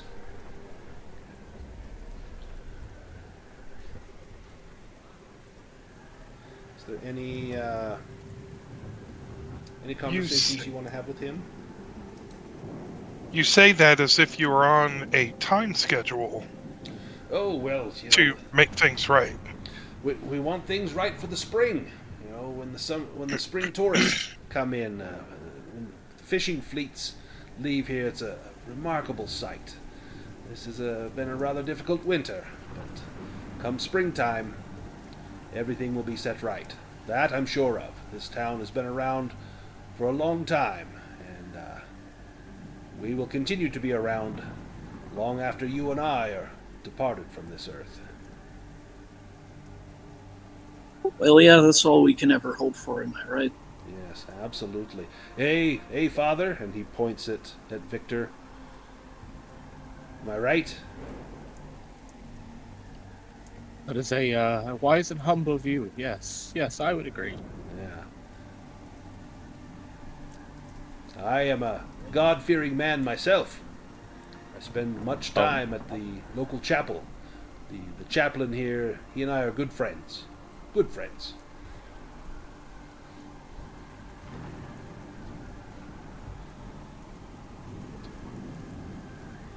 Now, I think I just pull out a cross and just kind of just give like a little nod, and like a cross. He reaches into his shirt and pulls a little crucifix out and holds it up. This was my mother's precious piece. I wear it near to my heart at all times. And he tucks it back into his shirt.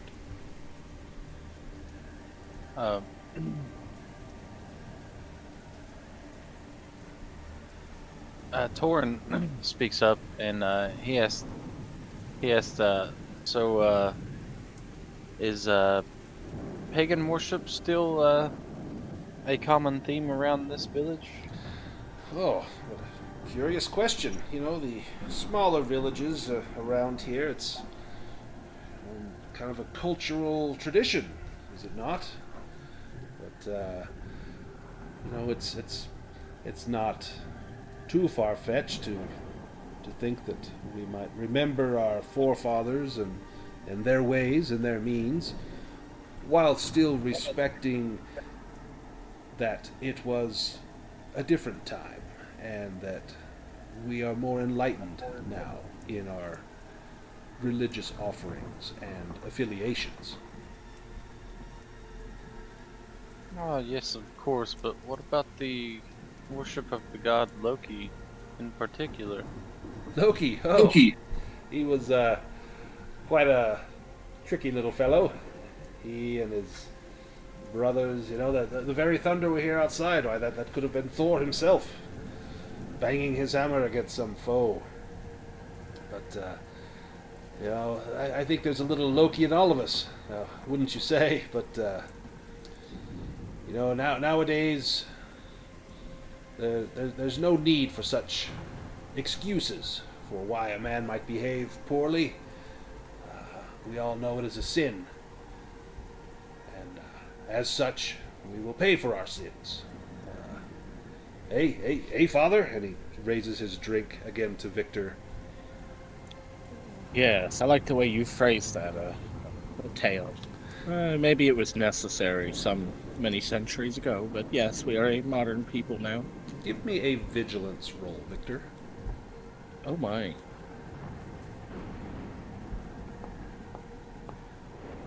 Nice.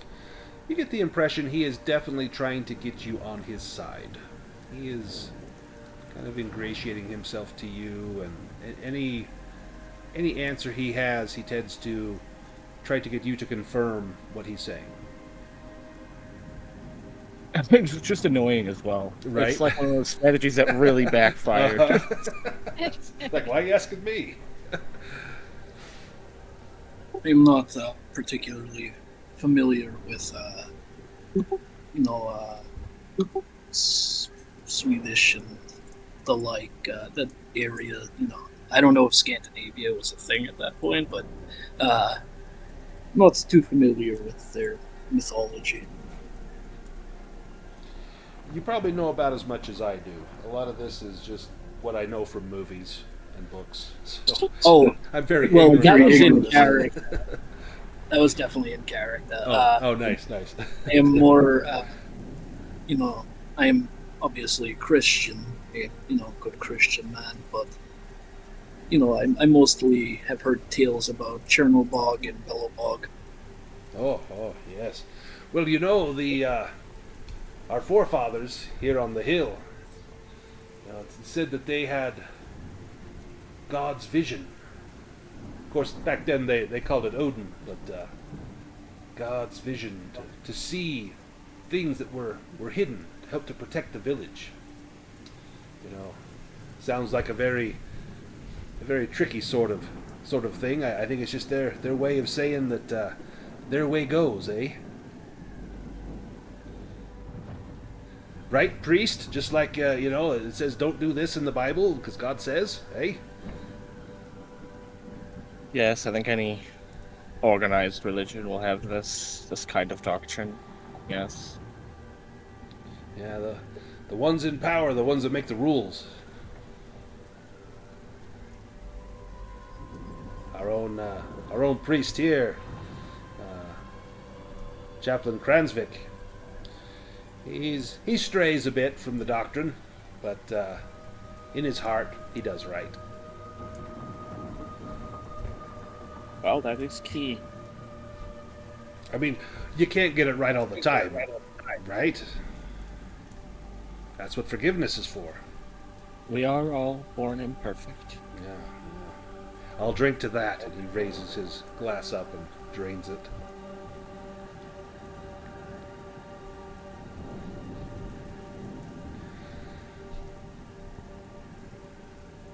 As he goes to get more drinks and check on the fire, he kind of mumbles out, Magnus should be back sometime later this afternoon with the constable.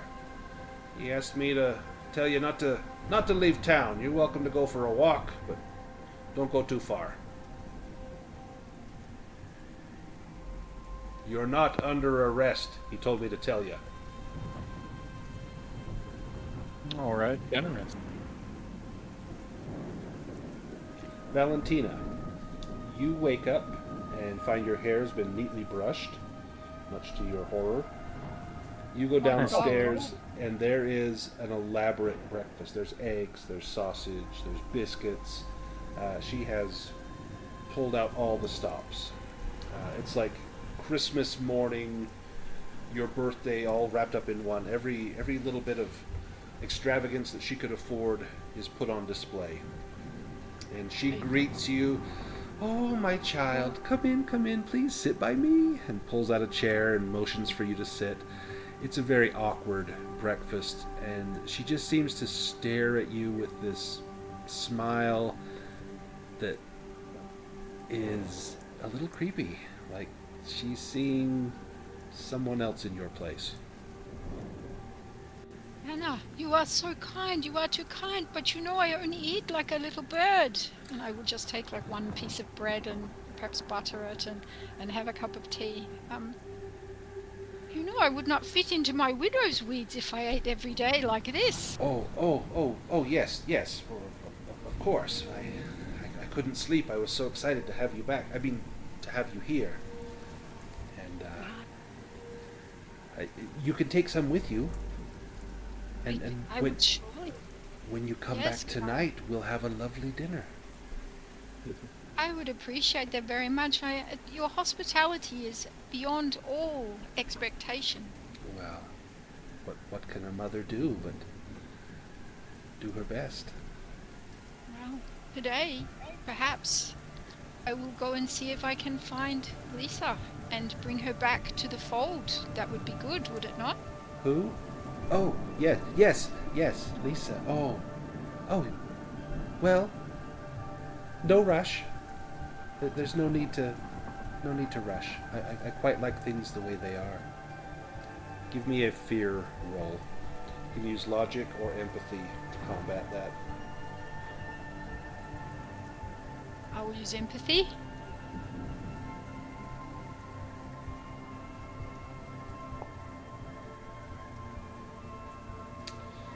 Zero successes. You...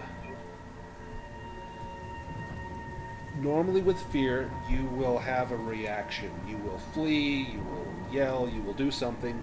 I'm gonna say with this, you've had enough for the time being, and you rather curtly will stand up from the table, start backing away, and tell her, I've got to go, I'll be back. You maybe don't say when, and you just start to leave the kitchen. Thank you for your hospitality. I go to seek my companions, and we will resolve what is wrong with this village. And you hear her gathering up dishes and putting them away, and you can hear her soft, whimpered cries coming from the kitchen as you leave. Okay. Where do you all meet back up?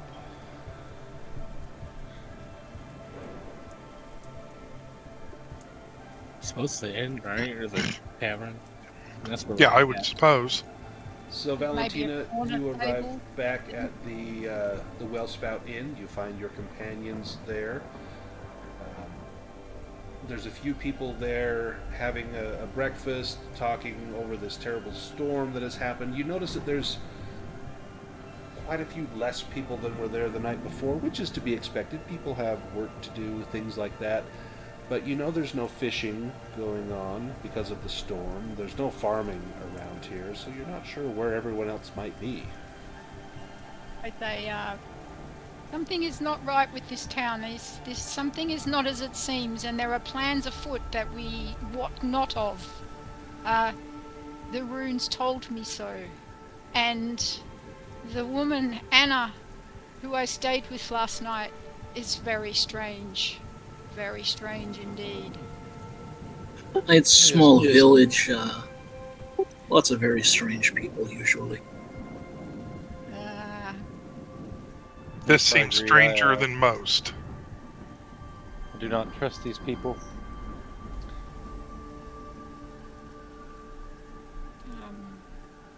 Yes. Victor, I feel that Anna could perhaps do with a visit from a priest at some time, perhaps, if there was an hour or two to spare. Oh, you think? Yes, often the elderly and alone could so use a visit. I would like to know your impressions of her. And I do not know if this is involved, but I can see why her daughter perhaps sought comfort elsewhere.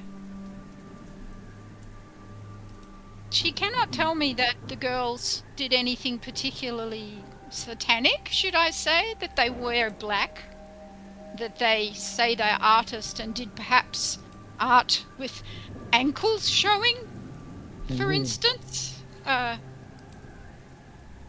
I feel that the town was very fast to turn against him. There was no action that they necessarily took that led to this turn. It seems that the actions were not great to cause them to be burnt, for instance. Yes, it doesn't seem like they have any actual proof. Often when you lose one close to you, you seek answers. Perhaps they're unfairly blamed. I would wonder if leadership in this town has more sway than it first appears. Well, it's certainly, or maybe they didn't before, but now they do because of this. Fear is a great tool for men of power. It is. It's true. It's an easy thing to use to rile people up, for instance. Can But to what end? Is there another reason, perhaps, that fear may be of benefit to somebody here?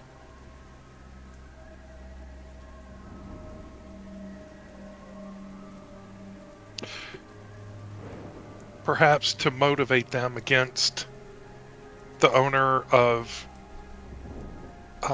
the inn. The hotel or the inn? The hotel. My apologies. Well, perhaps it took a little business from the inn. Here, look, where were there rooms for us only in the inn?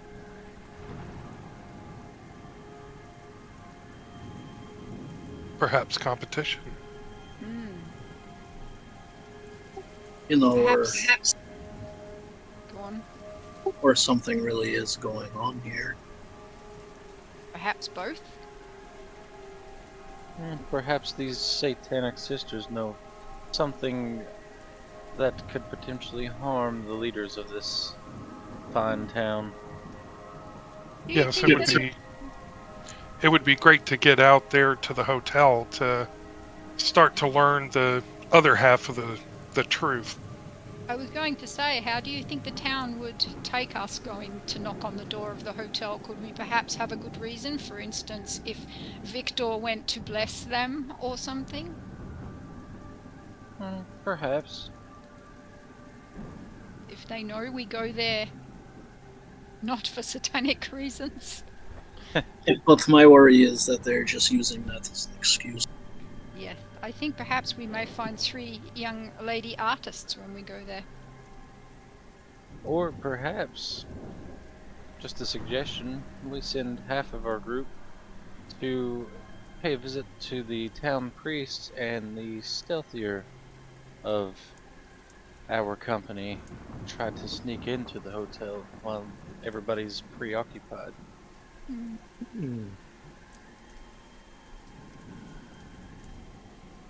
I would like to go to the hotel, and I am stealthy. I am as well. I will stay and go to the priest then. That way we split our guns. Wise. Wise indeed. I'll follow you to this priest. I am not so good at sneaking around.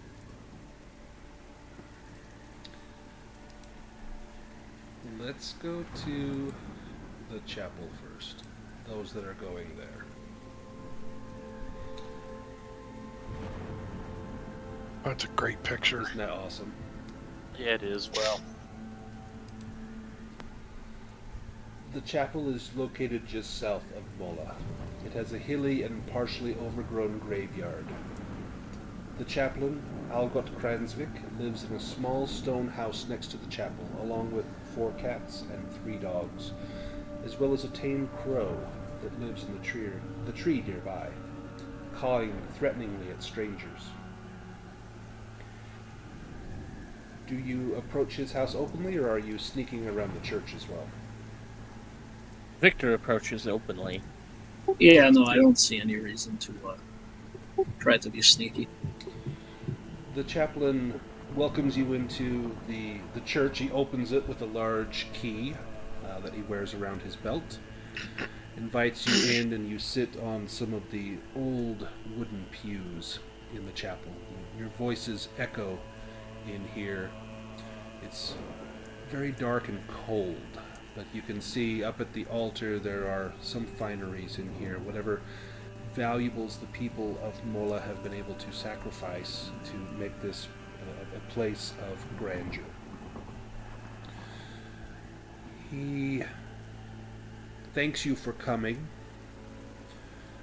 and reassures you that he finds no fault in you for what happened to Olga. That you were merely the first to happen by. It could have been anyone, and not to be concerned about what the constable might say. He apologizes for the state of the town, and that the townspeople will invariably hear the news today, and it may cause them to overreact, he says. He tells you about Katerina, the owner of the Mola Seaside Hotel, that is missing, and he says that he suspects that she is dead.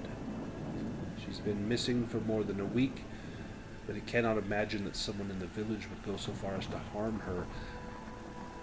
Not even Anna Svensson, who despises the hotel, he says.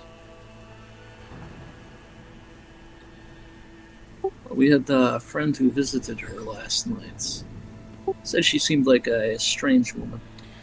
Well, she's been through some difficulties. Her husband was recently lost at sea a few months back, and now her daughter has left to go and stay at the hotel.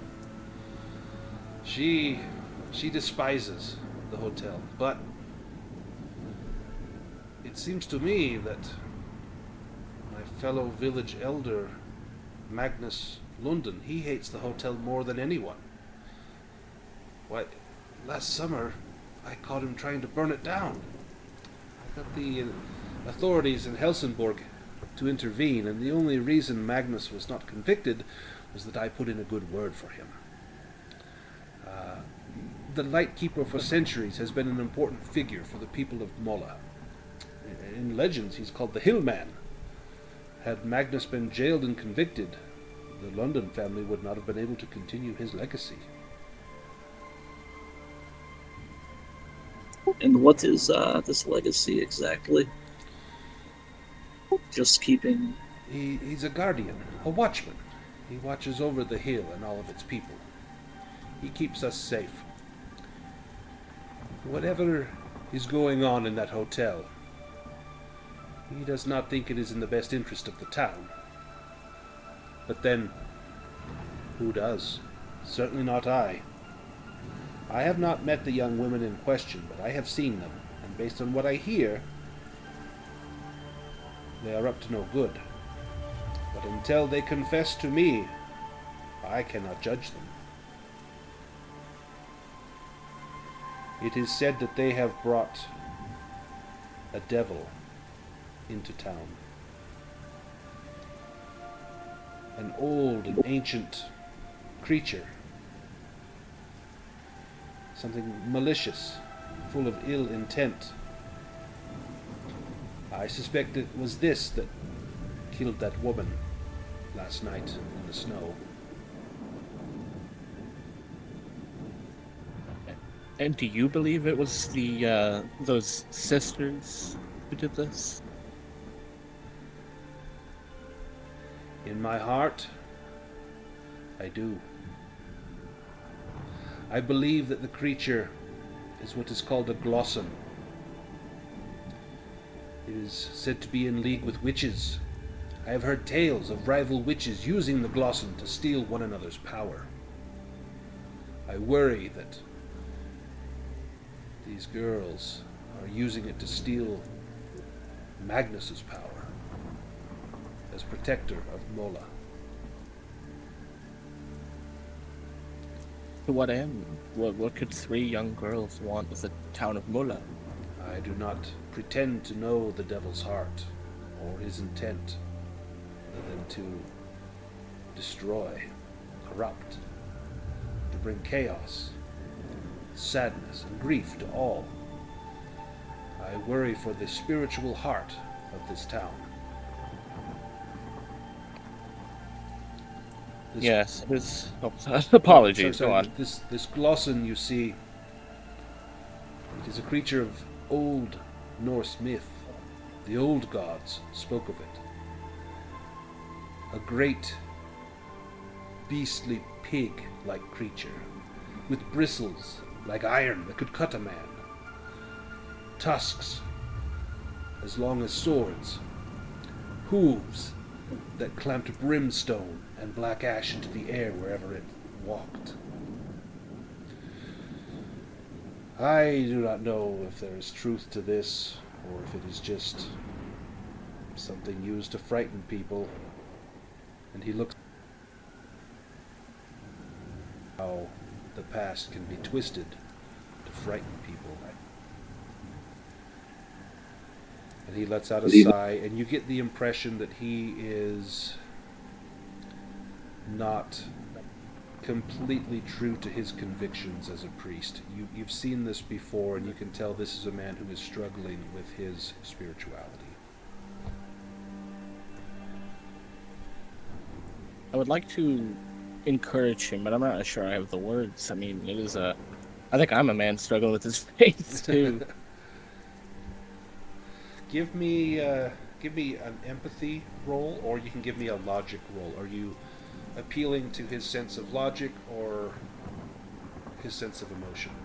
Well, yeah, I mean, this guy's clearly learned. He's read about this creature, probably from some, I'm sure the church has some pretty good records, but he's a logical guy. He has to be with that kind of knowledge, so I think that is where I would go from. Okay, go ahead and give me a logic roll.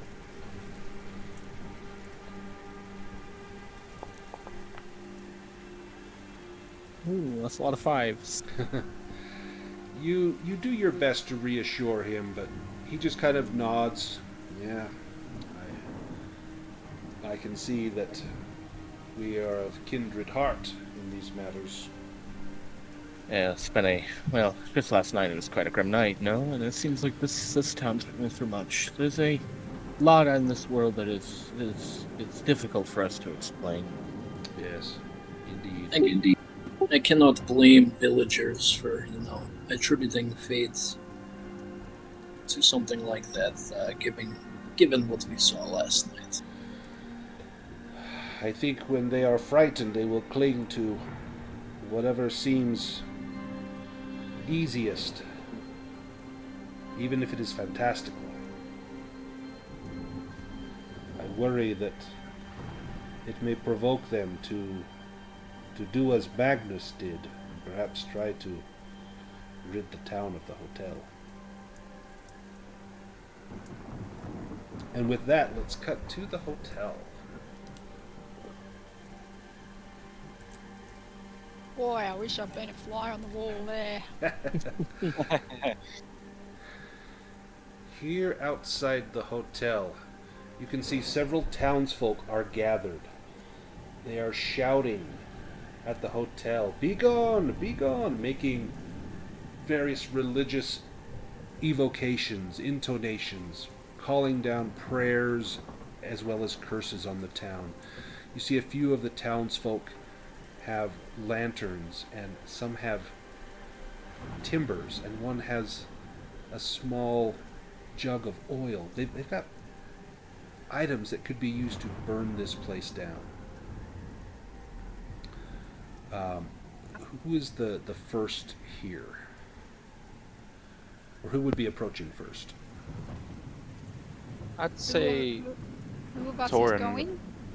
So it was that's- Torin, Valentina. Was Henrik here, or was Henrik at the church? I was at the church. So Torin, Johan, and Valentina, are you here? Or was Johan at the church? Let me pull out, just so I know.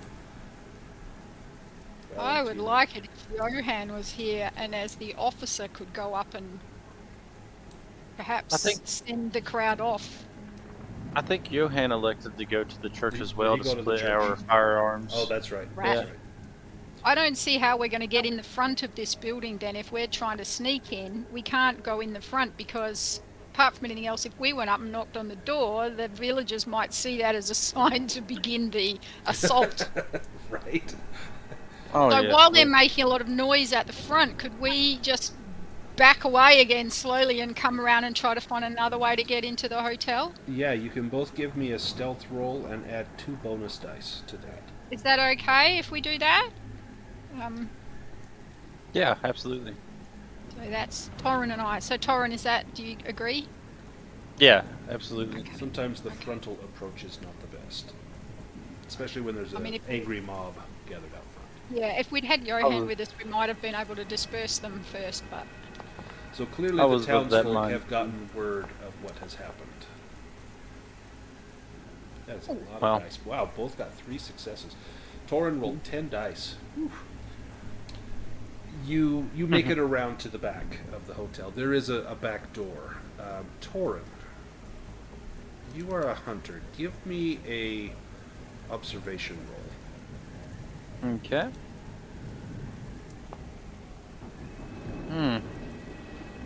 First fail of the evening. Shoot. You want to push that? I'll give it a go. And then, of course, you no. get... oh, shoot.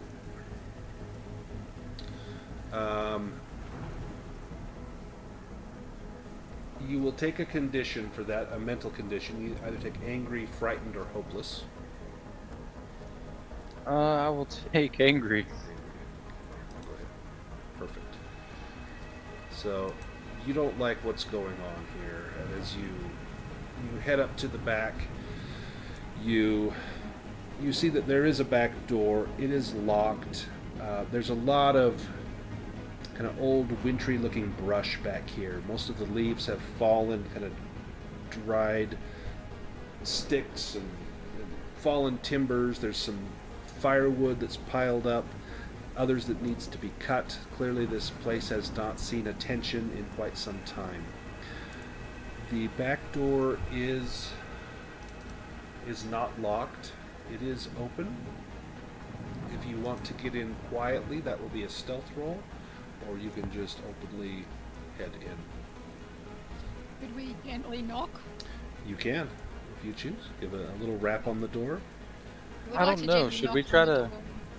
Should we try to sneak in and see what they're up to before we see them, or before they see us Okay. too? All right, let's do that then. We can always See if say that they're- we just came in quietly so that we didn't let the villagers know we were there or something like that. Yeah. Since you both did so well on your earlier stealth roll, give yourself each one bonus die on that. And we picked the stealthiest people Alright. to do this, which is spectacular. Yeah.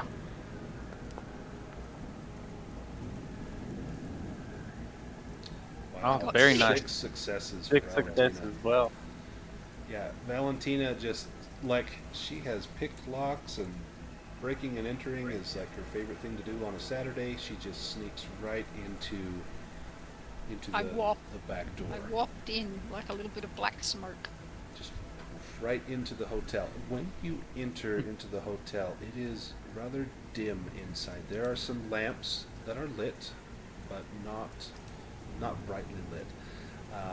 This spectacular seaside hotel is very clearly empty. The ground floor has a library, a lounge. You know, the upper floors have rooms for guests and staff. There's a winding staircase with a beautiful carpet. There's statues near the staircase. What are the statues of? The statues are of Thor and Odin. Mm-hmm. The house is heated from a large hearth that is lit here. It is not well stoked. There's a lot of coals here. There are, in the lounge, there are several oil paintings on easels that are sitting out here as though they are on display. And Valentina, give me a learning roll.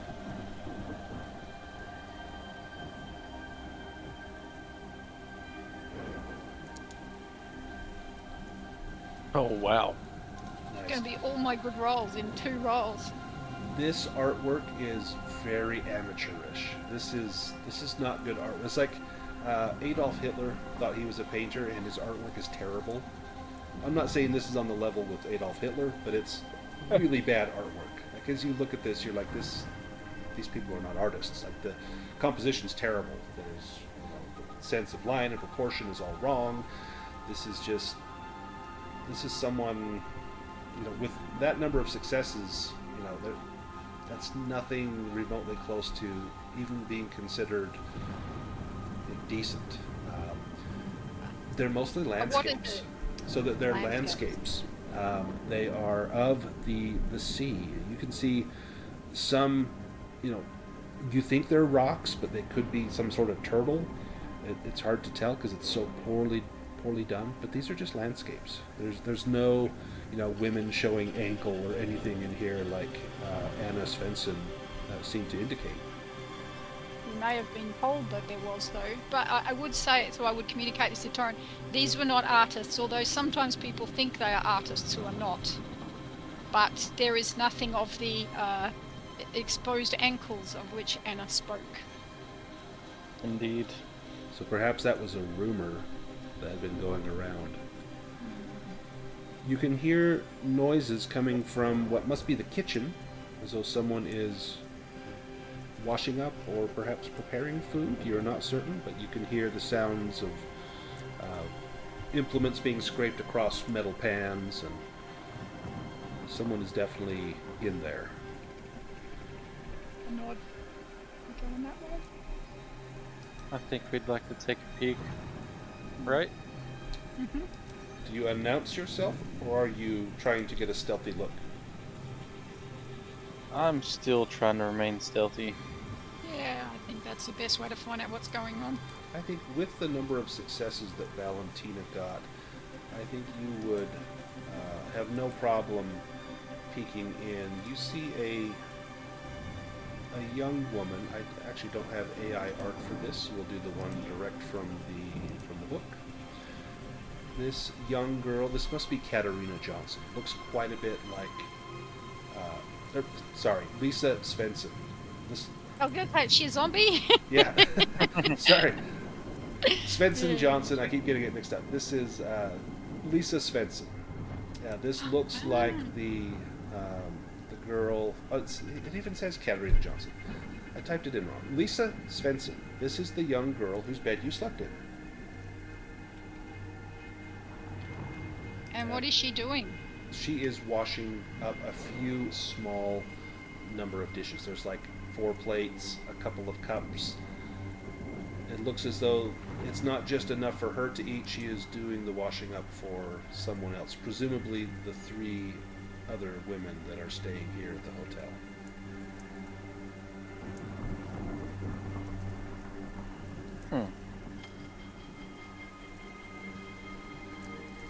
Really Should we try to harmless, I would say. Yeah.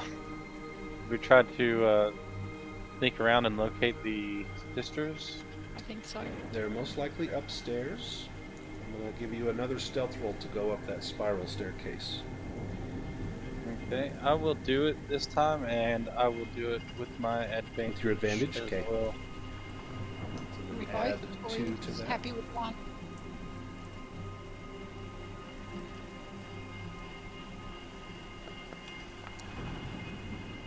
Wow. Nice. Rolled 10 and got 1, but it's only one that Yeah. matters. As you make it up the stairs, you're watching every step. You're used to walking across ground that may have, sticks or grass or twigs, and you're careful with each and every step up the stairs. As you start to maybe feel the stairs groan or squeak, you lift the pressure off of your foot and you find a new spot. You take your time, but you make it to the top of the stairs. Valentina, are you going as well, or are you staying down here? I'm going. I might add my advantage as well right now. Okay. Oh no, that's to manipulation, so I'll just go for stealth. I think you roll like 8 dice or something. Yeah, I do. Oh, nice. You got it. You got it. You make it up to the top of the stairs. Up here there's a long hallway with several doors. The first one on the left is locked, and there's a small tag on the door that says, now I'm going to get the name right, Katarina Johnson, Proprietress.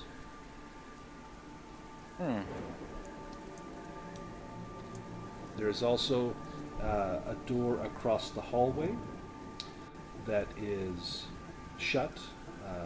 You'd have to check it to see if it's locked, and then next to that there is another door that you can see there is a small cup and saucer sitting outside the door on the ground. Someone is staying in that room. The door directly across from Katarina Johnson's room, there's no cup and saucer, but you can tell, Torrin, by the wear on the rug, that that has been used recently. There are still footprints in the rug going from that room down the stairs. There's footprints going from the room with the cup in front of it down the stairs as well. Alright, so we know there's someone staying in the room with the cup and saucer. I think it might be wise to see what's in the quote-unquote empty room first. What do you think, Valentina? I agree.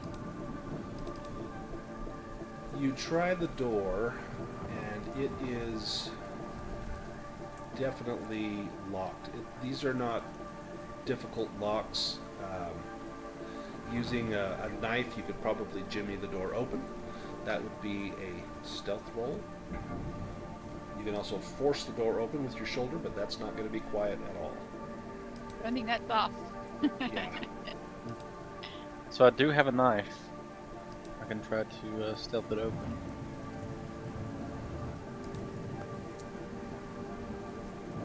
Nice. You got it. Inside this room, let me see the picture.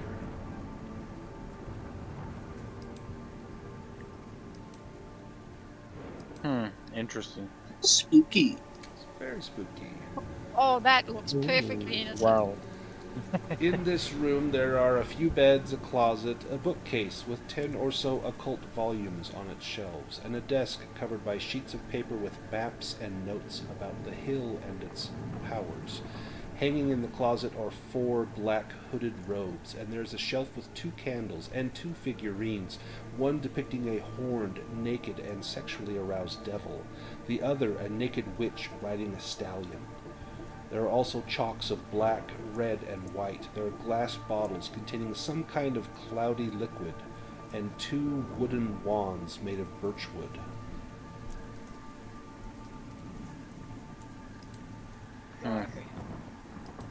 What do you think about this?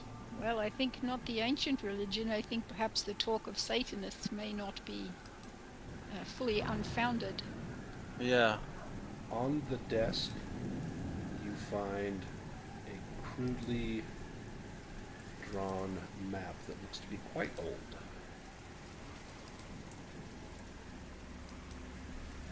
Take it. This map seems to list something called the Rooting Cave. And Gull Hill. Well, we definitely have to take that, surely. Judging by some of the correspondence in this room, this looks to be Olga's room. Interesting. Well, she did say they brought it on themselves. He did.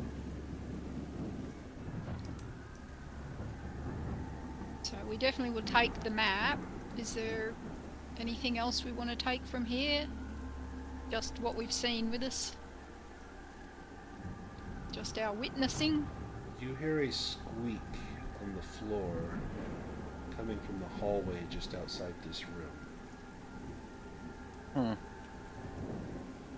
I guess I'll try to hide. What about Valentina? Absolutely. Have you both give me a stealth roll? Oof. It's inevitable. I got 3 though. Valentina, you will easily fit under the bed. And Torin, you maybe head for the closet. Try to crouch down, maybe pull one of the robes down over yourself to try to cover yourself, but as soon as you do it, you know this is not the best, not your best attempt at hiding yourself.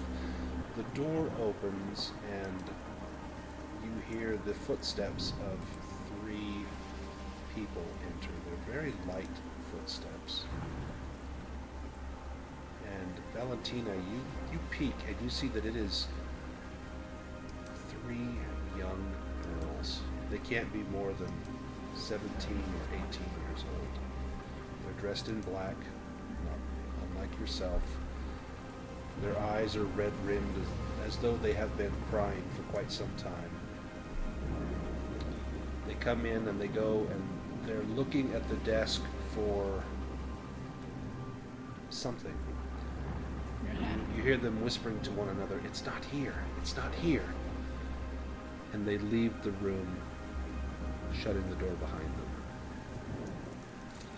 They didn't seem to take any notice of Torin, distracted as they were by the fact that the map is missing.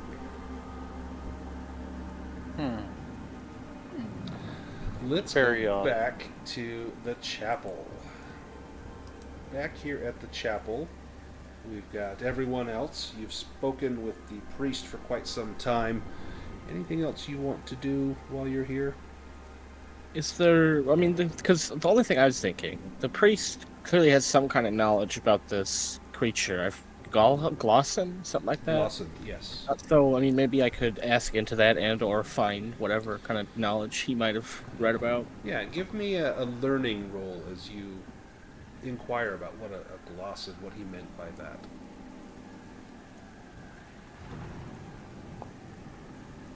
Seemed like that could be useful information. Nice. Oh, glosson, he says. It's one of those pig-like things, you know? I've got something here somewhere. This creature, believe in it if you will, was said to be some sort of mythological beast. Cavorts with witches and does their will. I think it's merely an excuse, but there is something here. And he goes and rummages through a few books, and he finds this document. Let me show you a picture, and then I'll make it available as well as with a plain text version.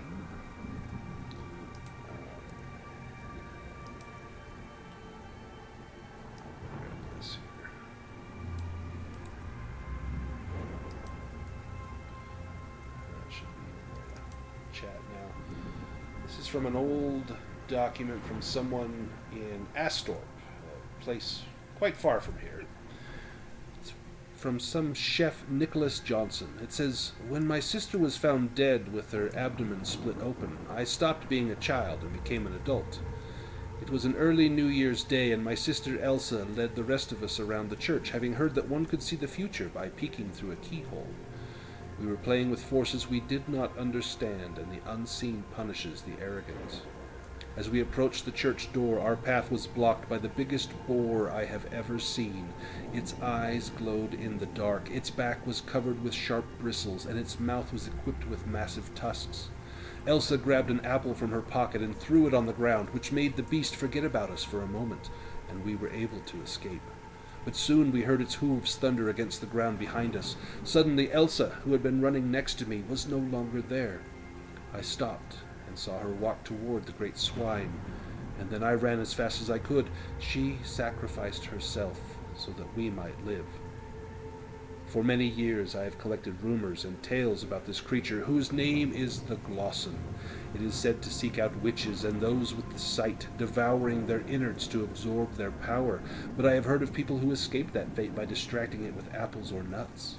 Some say the creature can be controlled by a witch using a staff of lindenwood. After what happened to my sister, I never go outside on a winter's night, nor do I let my children leave the house. Signed, Chef Nicholas Johnson in Astorp."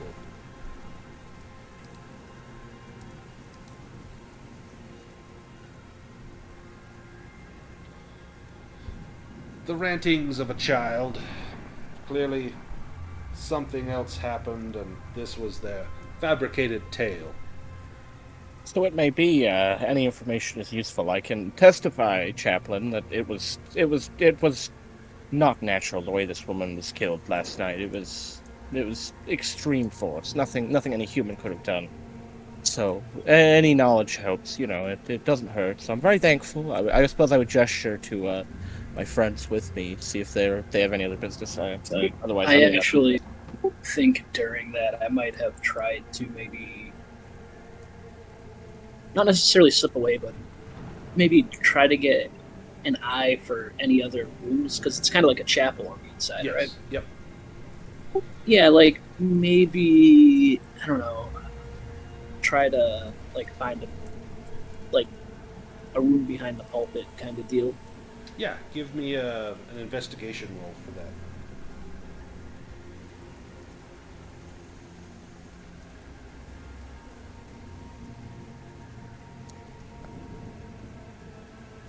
Nice. There is a small recess where they keep the sacramental wine, and you notice here that in addition to wine, there are bottles of rum and whiskey and vodka and every sort of alcohol you can find. Clearly, this is how the priest deals with his lack of faith.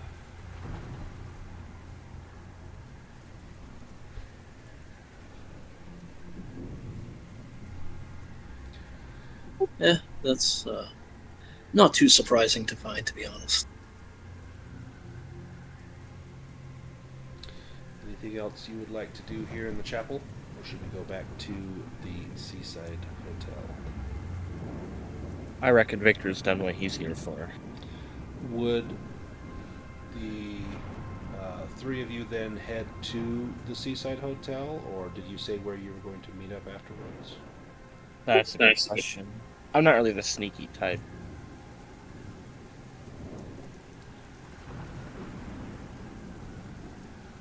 I mean, I can be a little sneaky.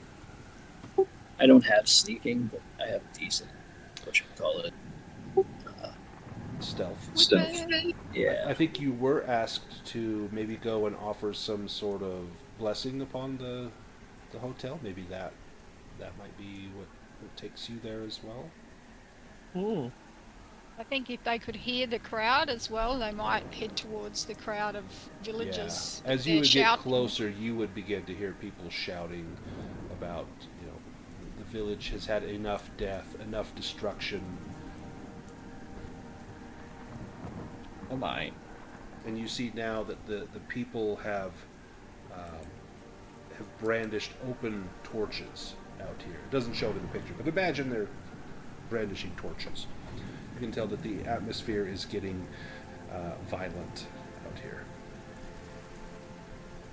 Yeah, I suppose the priest's touch might soothe the crowd. Give me a manipulation roll. You can add one die. One bonus die.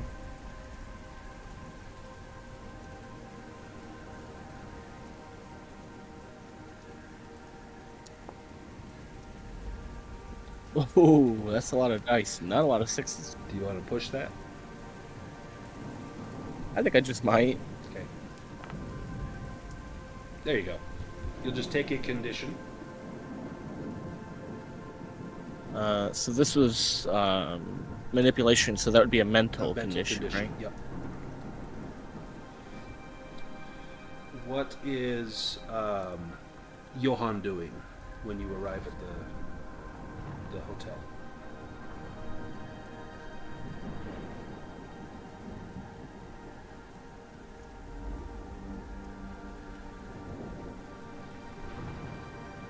Is Johan there? Johan?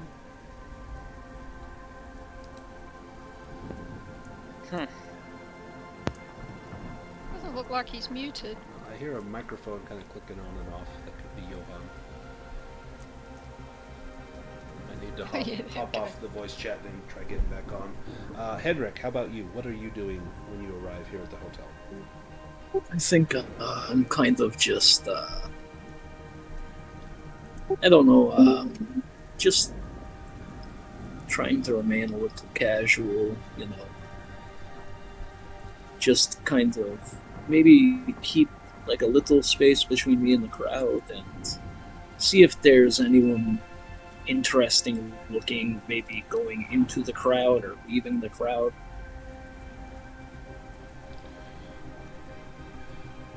Johan will stay beside the priest, just in case they turn on him. So Victor, tell me how you try to calm this crowd down. You did succeed on your roll. What's your choice of words here? I succeeded But I did have to push it, and I took frightened, so I think Victor's probably, he has a little, handkerchief or whatever, and he's just wiping the sweat off his brow. Cold place, to be sweating, but, I think he's just gesturing to the crowd, wisely reminding them, there's a law here that's kept the place in good affair. Times are tough, but there's a constable a-coming, certainly we would want him to make the decision. Maybe I would also offer to make a blessing, yes, to combat whatever darkness these sisters have brought. As you do this, the people seem to be somewhat soothed by your willingness to bring some sort of holiness back to this place. As you begin to offer your blessing, let me change that so I can say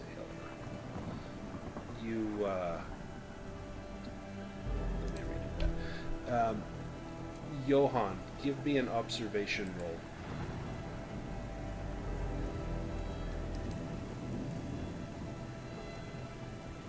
Okay, let me get my sheet didn't come back up. Okay, observation? Yes, please. Okay.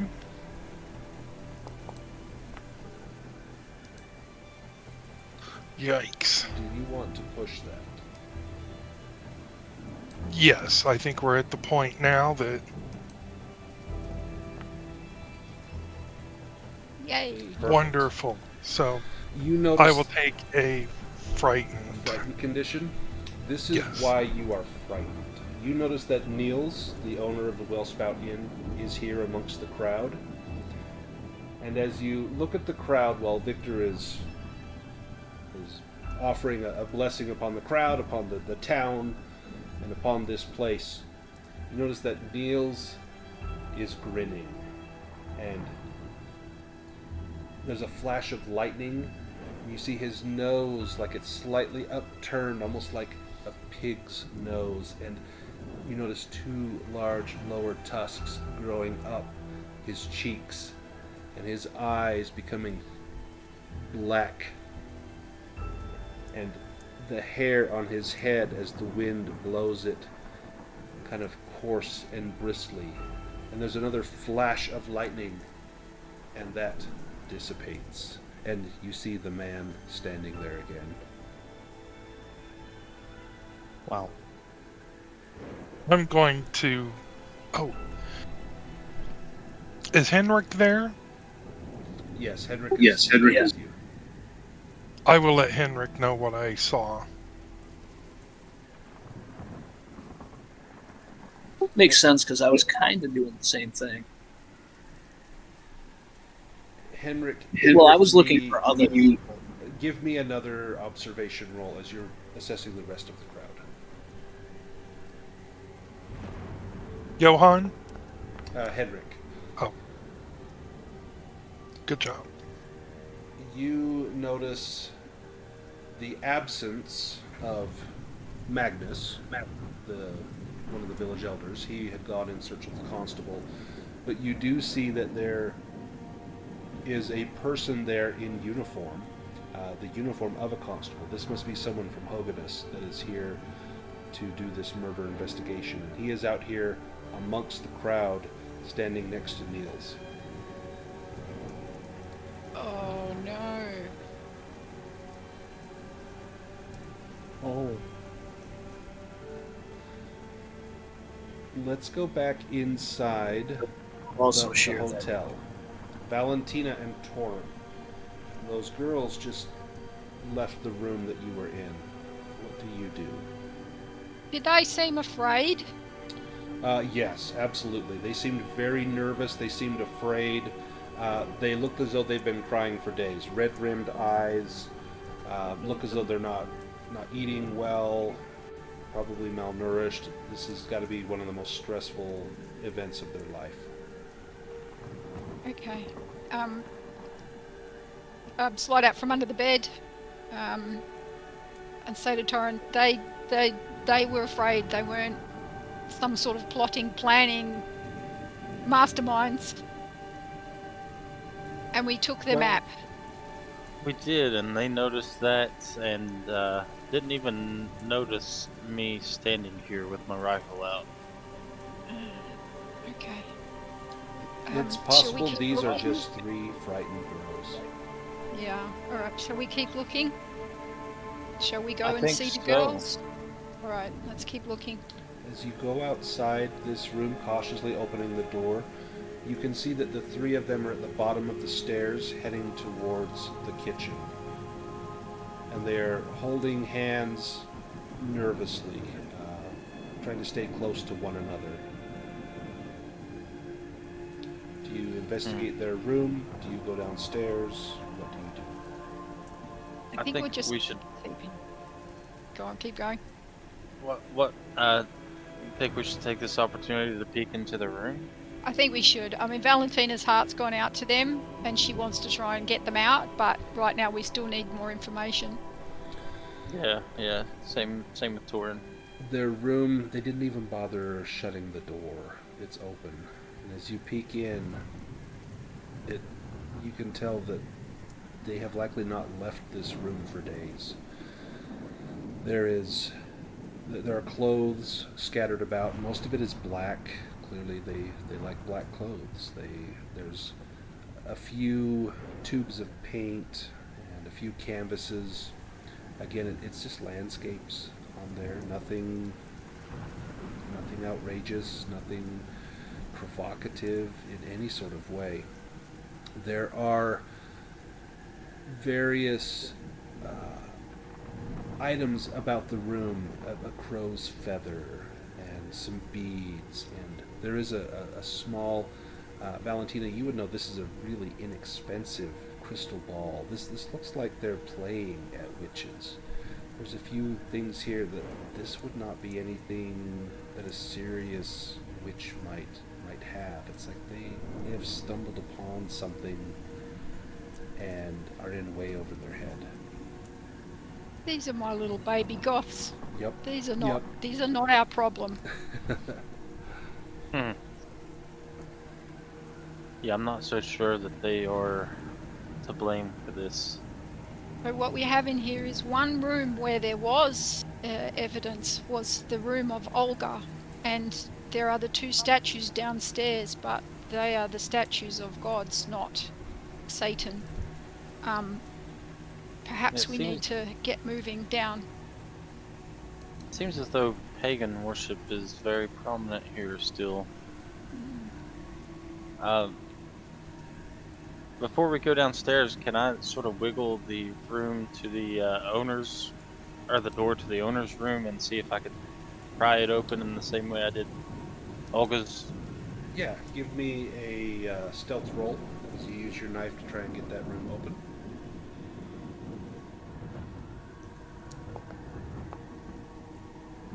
Nice. You pop the lock easily. This room looks as though someone left in a hurry. The bed is not made. There is a small tray of food that is rancid at this point, moldy bread and cheese. There is a picture, a drawing of a woman and her dog, kind of a white, fluffy looking dog. This looks like the room of someone who did not intend to head out and go on a stroll around the ravines. This was someone who left her room expecting fully to come back here at some point and has not been back in over a week or longer. Is there any evidence of satanic activity in this room? No, none whatsoever. Okay. Nor pagan worship, I No, assume? nor pagan worship. The Okay, statues that you saw on the stairs look to be more like if you were having people that were not from Scandinavia come to visit, they would expect to see, I want to see a statue of Thor and Odin, and Yep. it seems like that's what they were. They were not religious icons, they were Yep. just cultural statues. Satan Okay. is not of the old gods. Satan is of the new god. Oh, I'm very aware. I believe now would be a good time to see if we can go downstairs, see what they're up to. Yeah, because there's Lisa and the 3 girls, and all 4 of them are at risk if they set fire to the house. As And us as well. And us as well, yes. As you head down the stairs, you can hear voices. You can hear the girls speaking to one another, and probably to Lisa. You don't know their voices, but you can hear a conversation going on, and one of them says, "No, Josephina, I am going to see the priest. I will put an end to this." And you hear the back door open, and you can hear the other girls crying. And then, Torin, you hear a sound coming from behind the building. There is a scream, and your heart begins to pound. I assume that Torin probably knows that that's the sound of a boar. Oh yeah, absolutely. Alright, so do we rush down and try to confront it? Or what do you think, Valentina? I'm going to send, you're the hunter, I'm the heart. I'm running towards the girls. Alright, as the hunter, I will be trying to get through the back door to see if I can assist in some way. Give me an agility roll as you do this.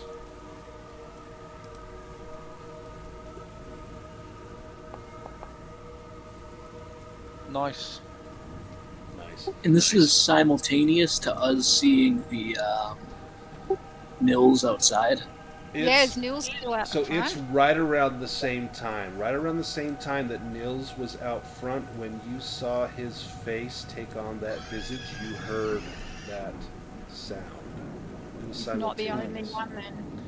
Torin, not you the make only- it outside, and in the snow, not 10 steps from the back door that you pass through, you can see that this girl, Josephine, has been torn to pieces. Looks as though she has been split nearly from her crotch to her clavicle, to her collarbones.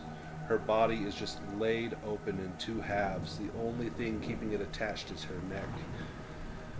Her entrails are spilled out, steaming in this snow and rain. You see bloody footprints, pig trotters heading off into the distance towards the northwest.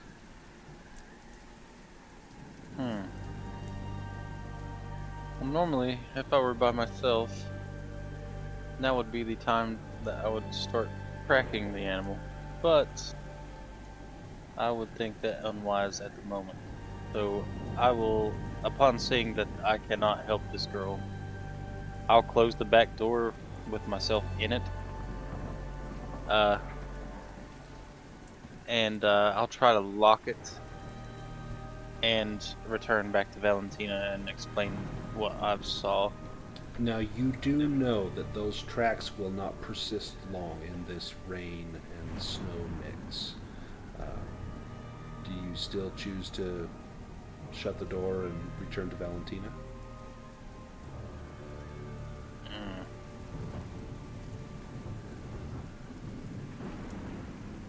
Well, I suppose I could instead try to sneak along these tracks to see what I can see.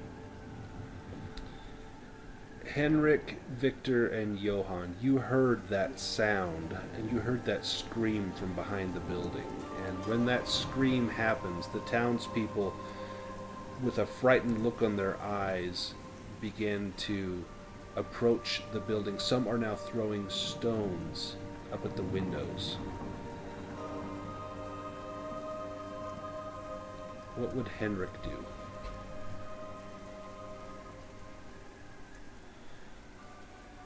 For what it's worth, I think I'd look to Henrik and say something like, "Do you think he has pets?"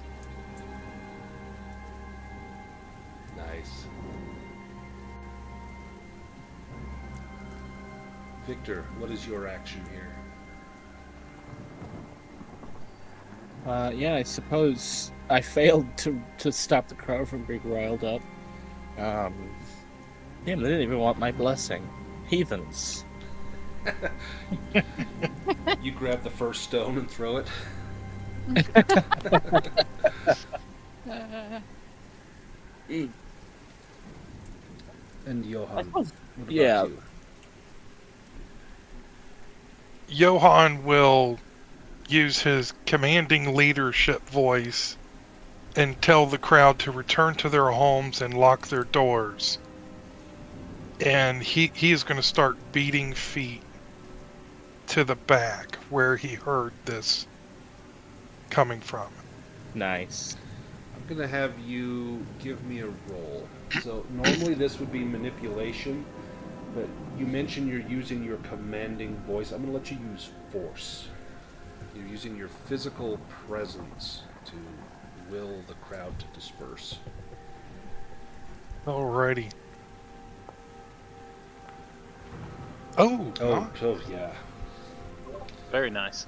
The crowd backs away from you, and you notice that the constable and Niels are speaking and kind of nodding their heads. And as the crowd begins to dissipate, the constable and Niels come up to Johan. And they say, "Thank you. We needed someone to help disperse this rabble. We were concerned about what might have happened. Perhaps there need be no bloodshed today." And Niels walks off with the rest of the crowd to head back to his establishment.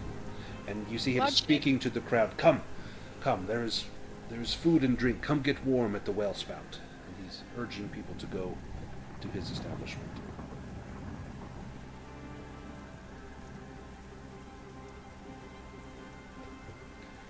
So I will- think will- after maybe keeping an eye on him for a few more seconds, I would go out back as well. Okay. Victor, are you going around back? You go in the front door? What's Victor doing? I think I'd be following with the officer. I think his commanding tone is quite comforting. Nice.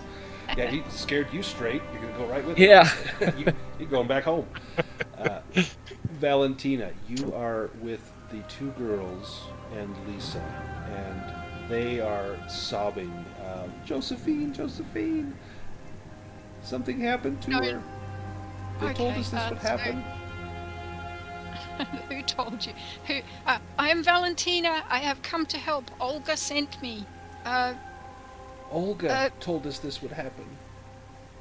I know. She called for us and we came, myself and my companions. But first we need to get you out of here. Do you have crosses? Do you wear crosses? I think most goths would have crosses. Yes, we do. I We will. do. And they pull out Okay. several. These are very stylized crosses. You know, something that cool teenagers of the 1890s would have. Yeah, okay. Okay, hold your crosses ahead of you. Do you know the Lord's Prayer? No, but tell us and we'll do it. All right. I start leading them from the kitchen. I don't know anything about apples and nuts or anything, otherwise I'd be in there. Yep. But I take them. I peer out the front door. My plan is to quickly and quietly, since the crowd has dispersed, is to get them to the church, because I think if they take sanctuary in the church, Ooh. A, it will show that they're not, ridden by Satan, and B, if the villagers are truly Christian, then they will allow that sanctuary in the church. As you peer out the front door, you can see the crowd is dispersing.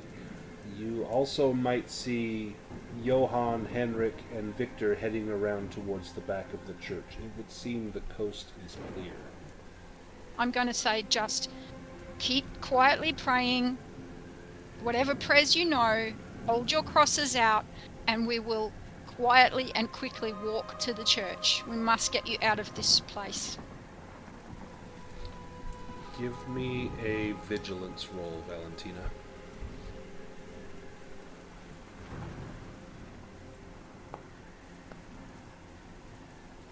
Nice.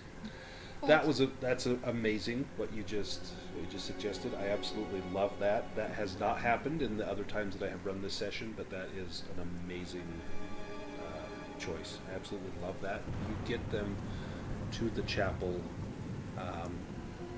unmolested. No one. You meet no one on your path. You can see a crowd headed towards the Wellspout Inn.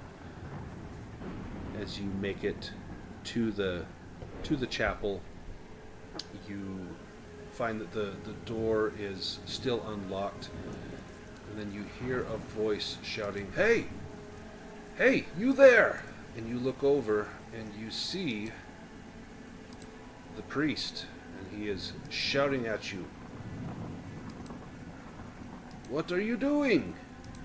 Is he in the church or outside the church? He is outside the church. He's coming from his little building towards you. You can see a look of terror on his face, and then we will These cut. girls. We will cut back to the scene behind the hotel. I'm going to leave you kind of on that little cliffhanger as you are crowding the two girls and Lisa towards the chapel. Torin, you have got the trail. You can follow this. Give me a roll for this. It's going to be to track this, I'm going to say either I'll let you use investigation or observation. Observation is probably going to be your better skill there. Yeah. Okay. Is this for all of us or just This is just for Torin. So as you all reach the back of the church, you see Torin crouched down, holding his weapon, stalking through the brush. And every now and then he reaches down and picks up a little snow, rubs it between his fingers, looks at them, and then continues on this path. It looks as though he is on the track of something. We'll work to catch up. Okay. Torin, this is leading you towards the seashore, kind of towards some of the rocky, craggy cliffs, and the tracks lead down along the rocks. They're getting fewer and further between, but in the flash of thunder, you can see a cave not far down. Did you bring the map with you, or does Valentina have the map? Valentina, I think, has it. You did get a look at it. Perhaps this is that rooting cave that was written on the map. You're not sure, but that's what keeps coming into your mind. Johan, Okay. you do have a map book with you. If you want Yes. to use it, you can use either investigation or learning and get a bonus of 1 die while you are following the path. Yeah, I might as well try investigation. Not sure what good it's going to do. And that is with 1 bonus With die? 1 bonus die, yep. I think I'm only going to have 1. Oh, you got it. Oh, You got made it. So you recognize from the map of Mola that there were many caves. This is not the Lust Cave. You were rather dismayed to find out. Heading towards an unmarked cave. This was not on your map, but you can see an animal path that it seems to be that Torin is on, heading down towards this dark cave.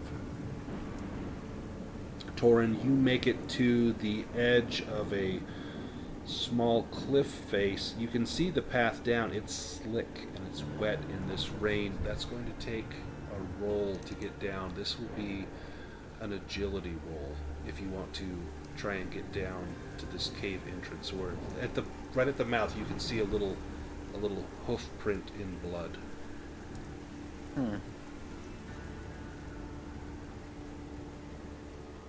Yeah, I'll go ahead and try that.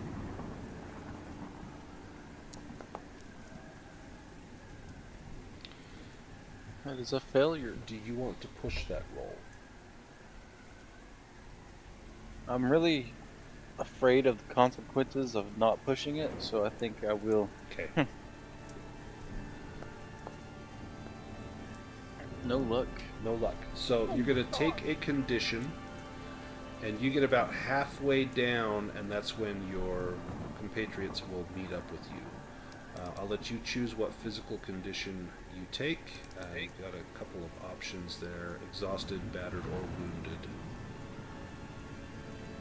I will take battered. Battered.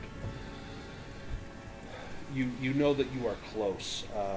Johan, Henrik, and Victor, you come up upon Torin, and you can see that he is struggling to get down this slick, wet cliff face. What is Henrik? Let's assume you get there first.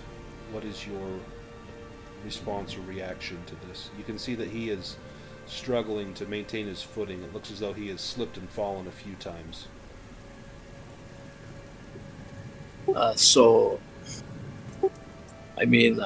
I think I trust him as far as like tracking and whatnot goes. Just looking to see. I don't really have anything at all that would be useful gear-wise. You don't have any gear that might help, but you could make an agility roll to try and get down to him and maybe assist him. If you get one success, you can make it down. If you get 2 successes, you'll be able to help him down. I'll push that. Yeah. Oh, there we go. Okay, so you got 1 success, so you're able to get down. You will take a condition. Yep, perfect. But you make it down to him. Johan, what about you and Victor? I will move down. I have pretty good agility, so... Okay. I am not an agile man. So what catch me is you just leap off. I'm doing my best. Oh, Wow, wow. that's brutal right now. I will push that. Push that. Yes. Mm. Oh no. Hmm. There we Oh, are. there we go. Okay. So with your extra success, you can either help Victor make it down with you, or you can get down and help Torin and Henrik get down, leaving Victor to his own devices. I will ask Victor. Do you need help? Well, I'm not a man of great agility. However, I'm also not so useful in a fight. So, mayhaps you should help the men up front. Very well. Say a prayer. I will go ahead and head down.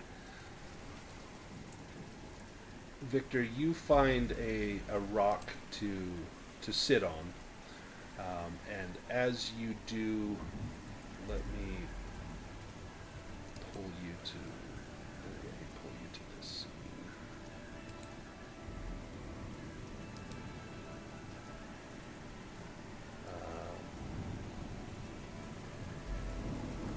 Not sure if it's going to let me pull you to this scene. Try again.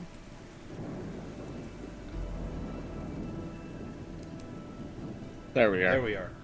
You gaze out and you can see at the end of this spit of land, you can see the lighthouse, and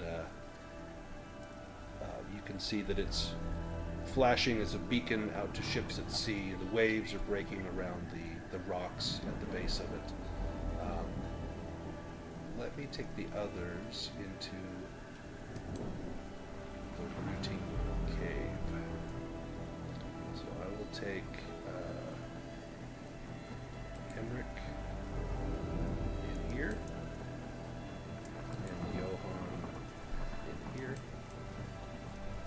and Torin here.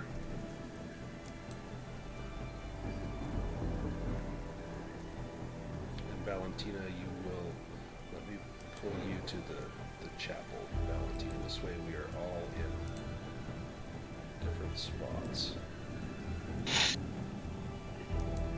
Well, this cave looks totally normal. A totally normal cave, right? So, let me find my flavor text for the cave. The Rooting Cave. In the north part of the hill lies the Rooting Cave.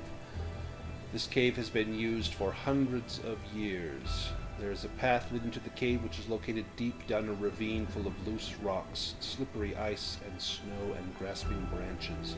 The entrance is roughly 1 meter in diameter, but the cave quickly opens into a tapered chamber.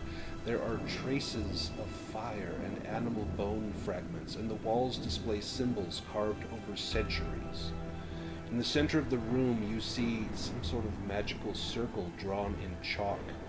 There's a human skull with a hole drilled into the top of the head where several incense sticks have been inserted, and a plate of dried pig's blood has been placed in the middle of this magic circle.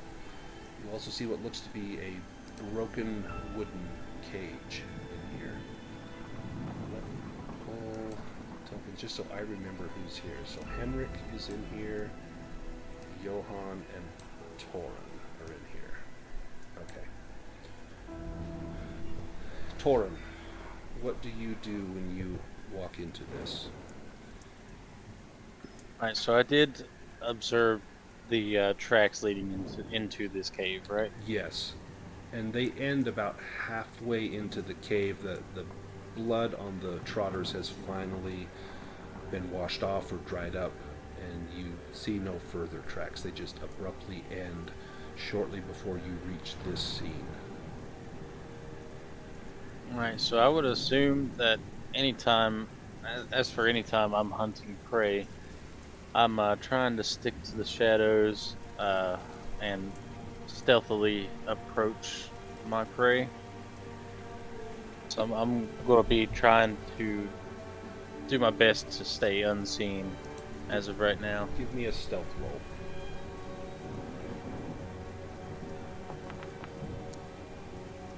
You got it. Henrik and Johan, you see Torin slinking down to make himself small and quiet as he begins to stalk around the exterior walls of the interior walls of the cave. Henrik, what are you doing? I think I'm pulling out the camera and taking a picture. Nice. Let me just see. So that just says used to gain knowledge about a place with learning or investigation. So you get pictures. You know that what you have found here is probably important to what's going on in Mola. That this is not normal. This is definitely something out of the ordinary. This looks to be something done by witches. You take these photographs. That cage, as you take the picture, you notice something strange. As you go over to the cage, you find that there are some human bones here. There is a femur of a human, and this looks to be relatively fresh. This is not an old, dried bone. It's maybe a week or two old, this bone here. It still has some moisture in the marrow of this bone. And there's a few other scattered bones in here, and you take pictures of those as well. Johan, what are you doing? I am going to try to emulate Torin and sneak and follow him and sneak along. Give me a stealth roll with a bonus die, since Torin had an additional success.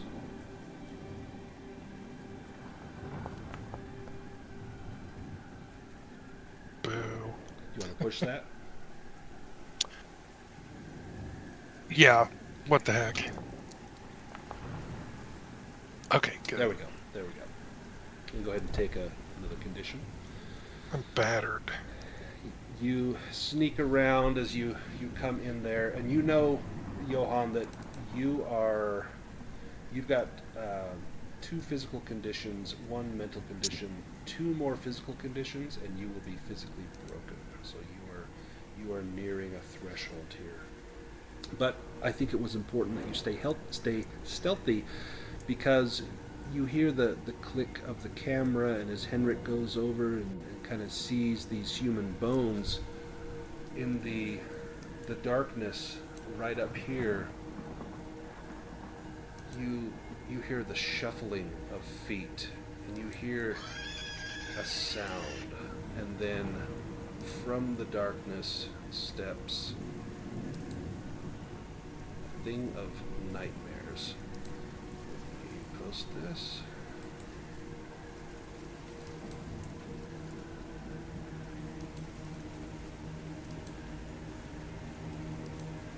Oy. This terrible beast, this thing of fur and flame. Smoke roils off of its back. Its footsteps seem to give off embers and smoke. Its tusks are huge and savage. The bristles on its back seem to glisten with metallic sheen and sharpness. As it begins to stalk you out of the darkness, we're going to go to initiative. Let me drag the glosson onto the map. Let me drag us all into a combat.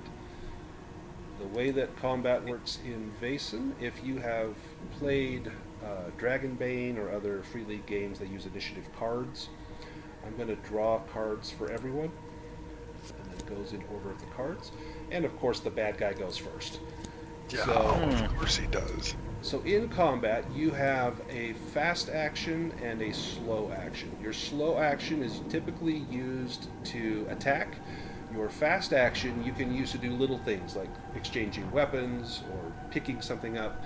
You can also use it to parry or dodge. So in a game like Dragonbane from Free League, you only get one action, and that's your attack or your parry or your dodge.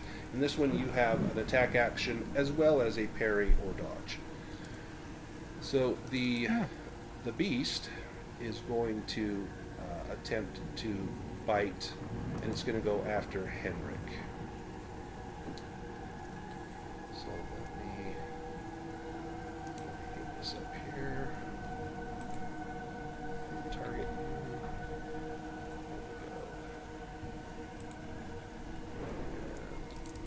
Get this attack to work. Do monsters automatically hit? No, they do not automatically hit. They have okay. They have That's to roll good. dice. Oh, this is going to go. There we go. If this. Did you guys take with you the letter about the glosson from the priest? I don't know that we brought it with us. You just But we read it do. and left it there? Yeah, we do have that knowledge of it, though. Yeah. Sure wish I had one of those wooden sticks. Yeah, or a nut or an apple. So it attacks Henrik. He got 2 successes. You can parry or dodge. Parry would be if you have a handheld weapon. Dodge is just getting out of the way. If you get 2 successes, then you will take no damage. So to parry is going to be you don't have a weapon, or you've got a knife. Would dodge be agility? So to parry, you could do a close combat roll. If you want to dodge, that would be an agility roll. Your agility roll is much better than your parry.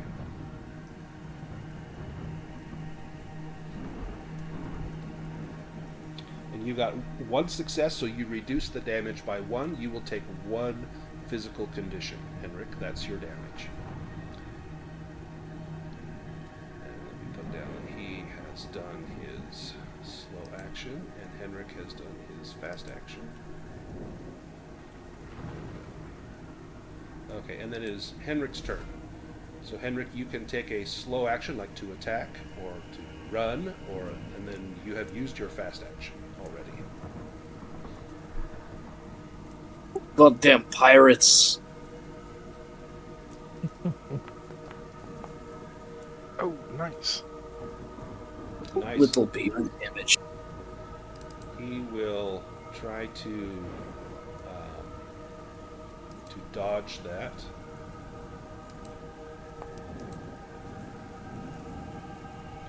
And he got more successes, so he dodges your attack. But he is now out of fast actions. Torin, you are next. He cannot dodge or parry this, whatever your attack may be. Yeah, I'm still hidden in the shadows. Well, I'm probably gonna take a good the thing. opportunity. Which I will give you a bonus die if you attack. Very nice. So as my fast action, could I hand my knife to Johan? Yeah, you could kind of maybe. He's right next to you. You could just slide it over to him. I don't think does Johan have. He's got a pistol. Do you have a knife? Oh, okay. Yes, okay. I have a revolver. Okay, never mind then. We'll go ahead and take a shot at this beast's head. Okay. And you said I get a bonus die? Yeah, give yourself one bonus die. Okay.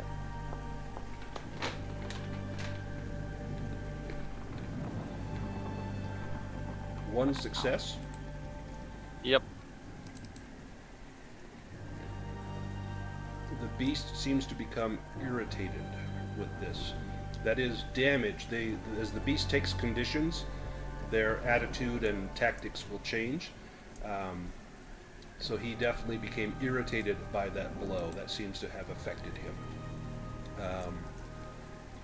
We can go to Johan. Okay, Johan is going to use his advantage, and he's going to roll ranged combat, Okay. and that's a +2, correct? Mm-hmm. Yes. Okay. And you get the +1 as well. Oh, I forgot the +1. Let me roll a 6-sided die for you.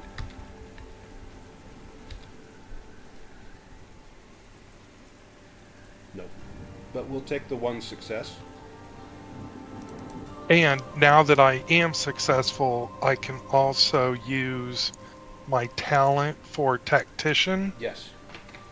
and that I can use that to command Torin, and that will give him +2 on his next test. All right, Do I thank just you very much. Yep. Just hit that? happens. Yep. Okay, great. And the creature now becomes bloodthirsty and wild. We'll go to the next round. Oh yeah, in Vaesen Dude, they he get says you good. eat right next to it. Yeah. Henrik, you're up first. Oh god. You know what? Yeah, no, fuck it. I don't know. I think I'll use my advantage. So that's a +2 to close combat. And that would just be on the bonus die, right? Yes. Yep.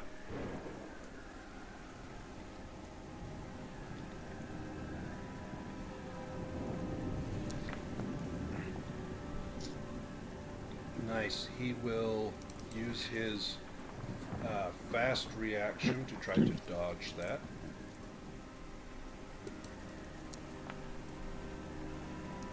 Nice. And he does not. So you stick him with the knife. Oh god, I'm gonna regret this. Now he becomes not only irritated, bloodthirsty, and wild, but now vengeful and tactical. Well, of fucking course I get Right? Torin, you are up. Alright, so.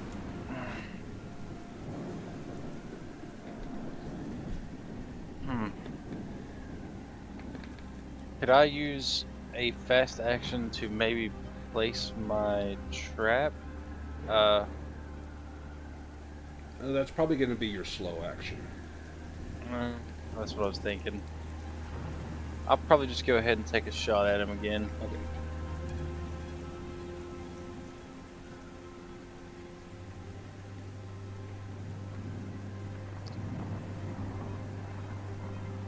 And I get +2 to that roll this time, right? From the, yeah.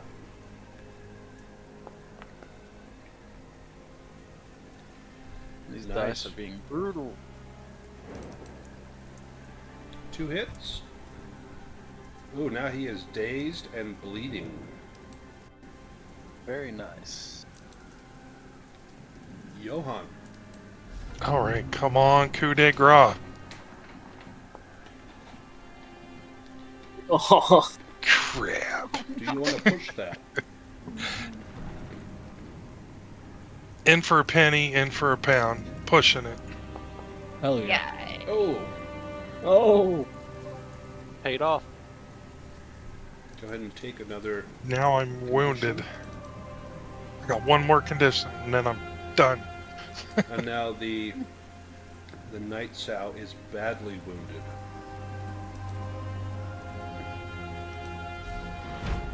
His turn.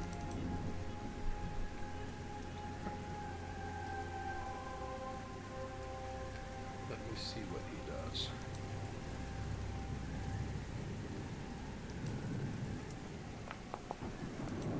Yes. Oh my god.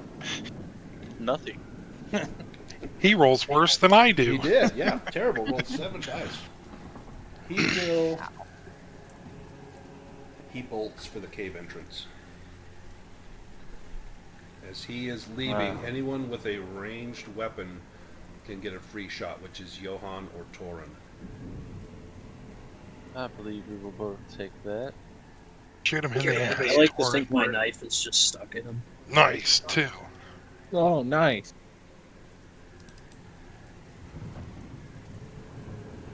Torin, your final round takes him right in the back of the head. And you see him slump down and roll down the rocks. And you hear a splash as he lands on the beach in the surf.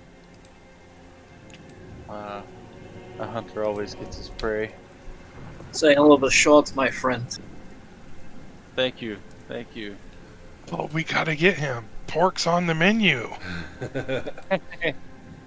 You know, if you were there, maybe my first mate wouldn't have died. Victor, I'd like to think not. Oh. you are out here. Give me an observation roll, Victor.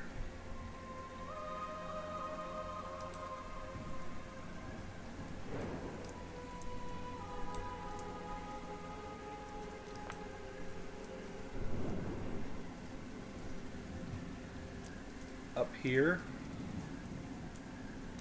you see the silhouette of a man standing out there, and he's holding up something long and slender in his hands. Because you got 2 successes, you recognize this as Magnus London, the lighthouse keeper, holding up his wooden cane. And then you begin to hear the gunshots from the cave. Do you do anything, Victor? Well, I mean, I'm not going down into the caves. I'm not going to risk it. I'm not a limber guy. That's interesting about the lighthouse. So how is he holding his cane? Like, he's holding it, like, outstretched in front of him? Yes. Aimed Kind of Guy? with both hands. Clearly he does not need this to help him stand. Right. That is bizarre. I mean, I'm not stealthy either, but I kind of am curious about that.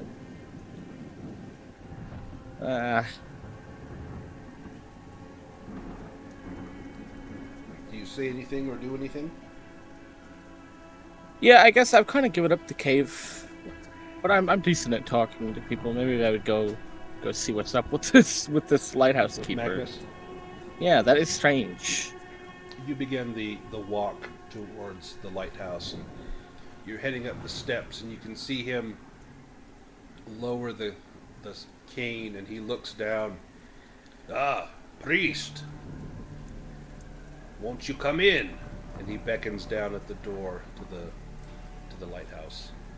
Oh yes, please. Come, get out of the rain. It's a bad storm. Let's jump to Valentina at the chapel.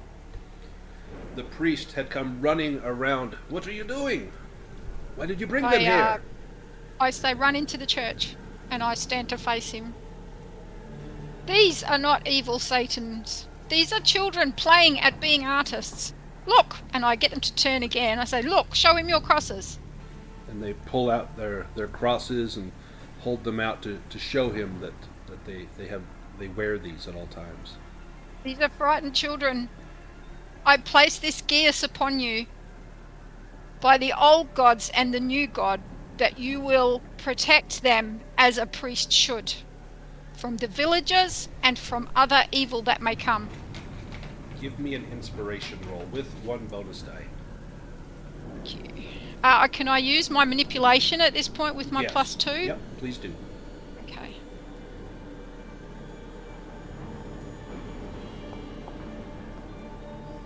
Beautiful. Oh, nice. Oh, He says, "Of course. Come, children. You have sanctuary here. You will be safe here. Right. There is room And for I then- all in God's house." And I know that somewhere out there are my companions who may or may not be needing my help, so I say, my companions came to you seeking information. What did you tell them? Quickly now. I told them that the hotel where these girls were staying was not a safe place, that people in town had issues with it. That Magnus, my fellow city elder, had tried to burn it down, and I brought the council down upon him. And then he pauses and looks at you. "Oh no. Magnus," he whispers. And he kind of looks out the window in the direction of the lighthouse as the storm is getting worse and worse. Okay. I say, is there anything I can take that will help? "Take this," and he takes his own crucifix off of his neck. He kisses it and then hands it to you. "I don't know what help this will be, but perhaps this will steel your resolve." Your blessings I take with gratitude. Care for the children. And I turn and run into the storm. Wonderful. Let's go back to the cave. The 3 of you here in the cave have battled the Night Sow, the Glosson. As you go out to the end of the cave, you look down where you heard it splash into the surf, and you see blood, but you do not see any sign of the creature. Alright, I am going to finally use my talent. I'm going to pull out, just this small piece of, like a notepad kind of thing. Yeah. And try to channel, maybe, with all the sacrifices and whatnot, there should be plenty of spirits to talk to. Oh, yeah. Or to channel, I should say. Go ahead and give me an inspiration roll with a... give yourself 2 bonus die.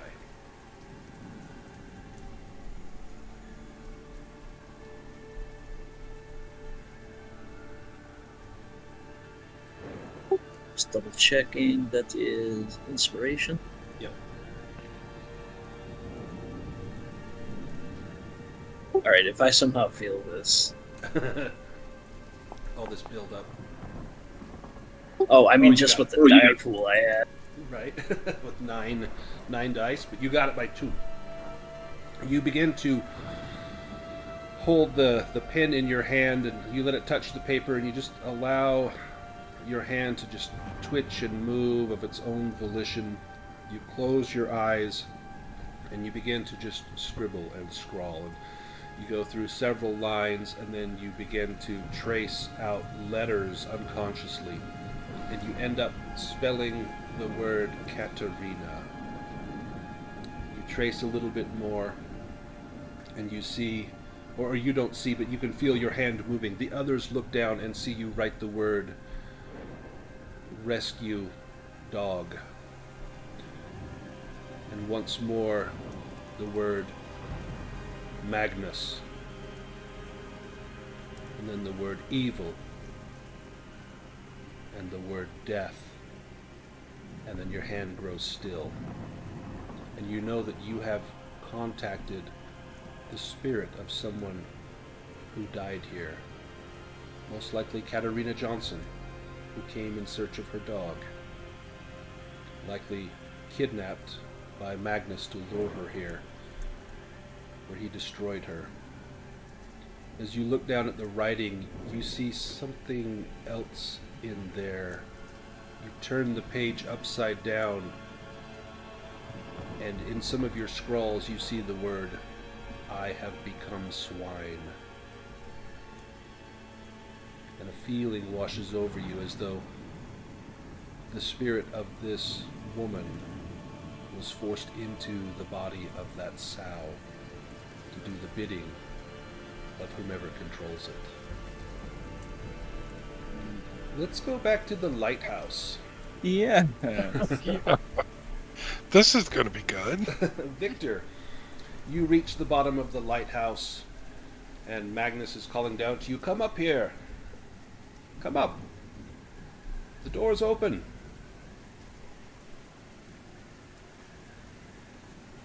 Lovely. Yeah, okay. I mean, full speed ahead. It's not like I've been stealthy about this. Yep. You go inside, kind of shake the water off of your coat, stamp your feet a few times, and begin the long, laborious climb up the spiral staircase that leads up to the top of the lighthouse.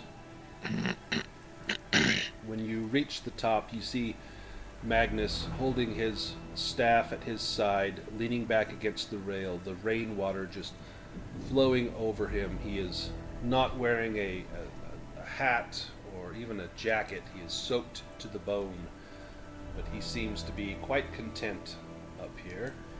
I think I have a token for Magnus. Yes, I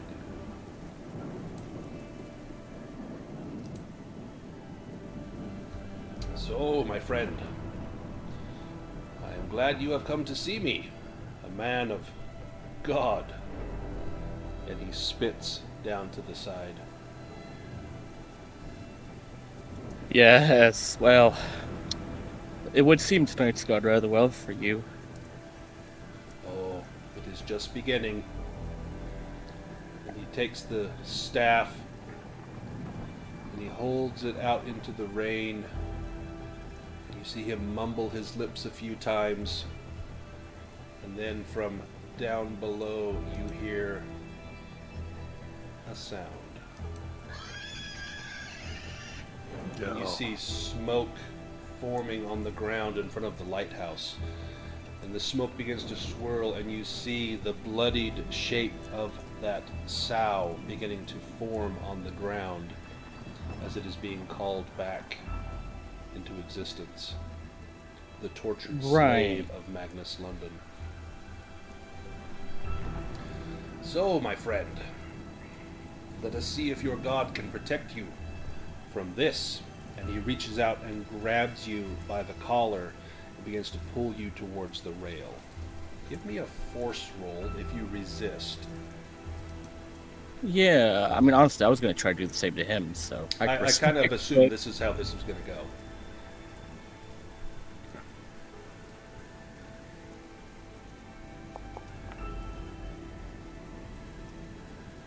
You want to push that? I think I will. Why not? Nelly. Oh, It's Nelly a 6. you'll take a physical condition for pushing. He grabs you with the one hand, the other is still holding the staff, and kind of switches positions so now your back is to the rail.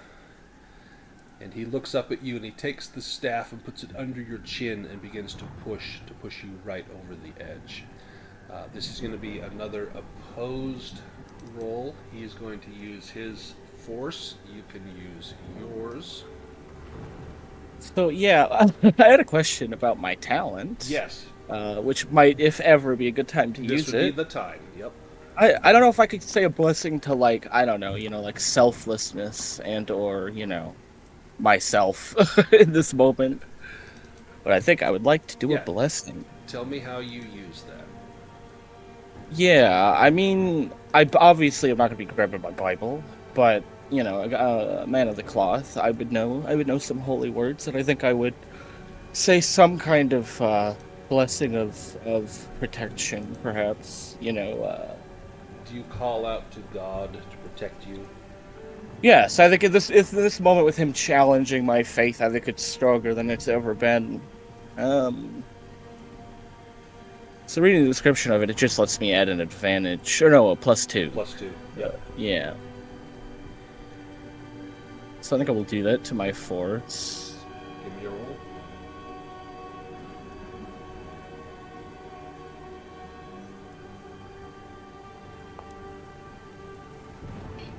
you got it. Okay. So he tries to push you back, and you grab the staff with your hands and begin to push him as well. And you receive strength through your resolve as you begin to push him back. And you're no longer arched back over the rail, but now you're standing.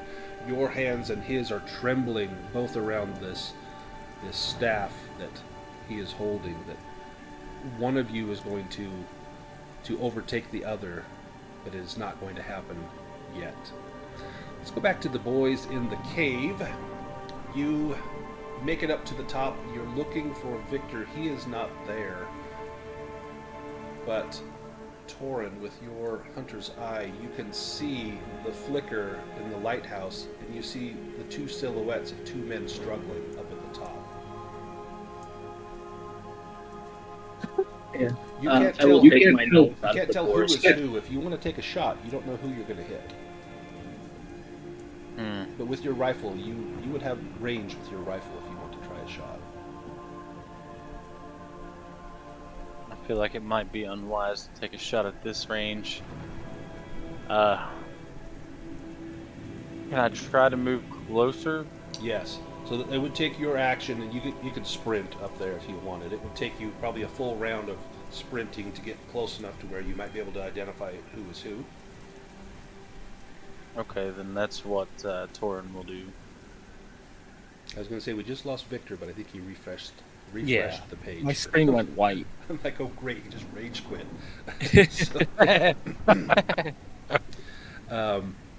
What about Henrik and Johan? Are you sprinting up there? Well, I wrote Yeah. in chat what I was gonna do. Yeah, I'm just running full bore towards. Oh, nice. Whereas Magnus, I will slit his throat, and you see him up at the top of the tower. Valentina, as you are running, you can see Torin and Henrik sprinting towards the tower. I think I skipped Johan. What is Johan doing? I am also racing to the scene. You can see them just up ahead of you running, and then you look up and you can see the silhouetted shapes up at the lighthouse. You can see the struggle going on there. Victor, your turn. Good. Yeah, I did have to refresh. I'm back. My token's at the motel for some reason, but yeah, my screen went white, so I had to refresh. Oh, let me pull you back here. In fact, I'll pull everybody to the lighthouse. This is one of my favorite scenes I've made on Foundry. I want everyone to see this. So I'll pull everybody to the lighthouse. Ooh. Oh, Wow. It's got like the light that goes around, it's got the fog. Alright, That is very cool. let me pull out some other tokens. Can you access your token, Victor, or do I need to refresh that? Yeah, no, I can get into it. Okay. Perfect. What do you do, Victor? Yeah, I want one of us to go over the edge of this lighthouse, preferably him. It has to be both of us, you know. The man of the cloth to do what he's got to do. This guy's That's gonna be like the Exorcist. Yeah. Are you willing to go and like hurl yourself with him over the edge? Honestly, before he acted, that was kind of my thought. Because we were being like passive aggressive, and I was like, you know, the second this turns into an open combat, I want to just hurl myself at him. I was going to bless myself as like an instrument of justice. If you want to do that, I'm all about heroic sacrifice. I will let you give yourself a roll. You can use manipulation, and you can say whatever you want to say to him, grab him, and pull him over. I will give him a brief chance to try and stop that. Yeah, that's fair. We're both holding the staff on the pretty even ground, and I guess I would just like slacken my grip a little, and you know, I mean, I think I've been pretty clear that I'm not a perfect man. Maybe that's obvious. Maybe he falls for it. Who knows? I guess we'll find out.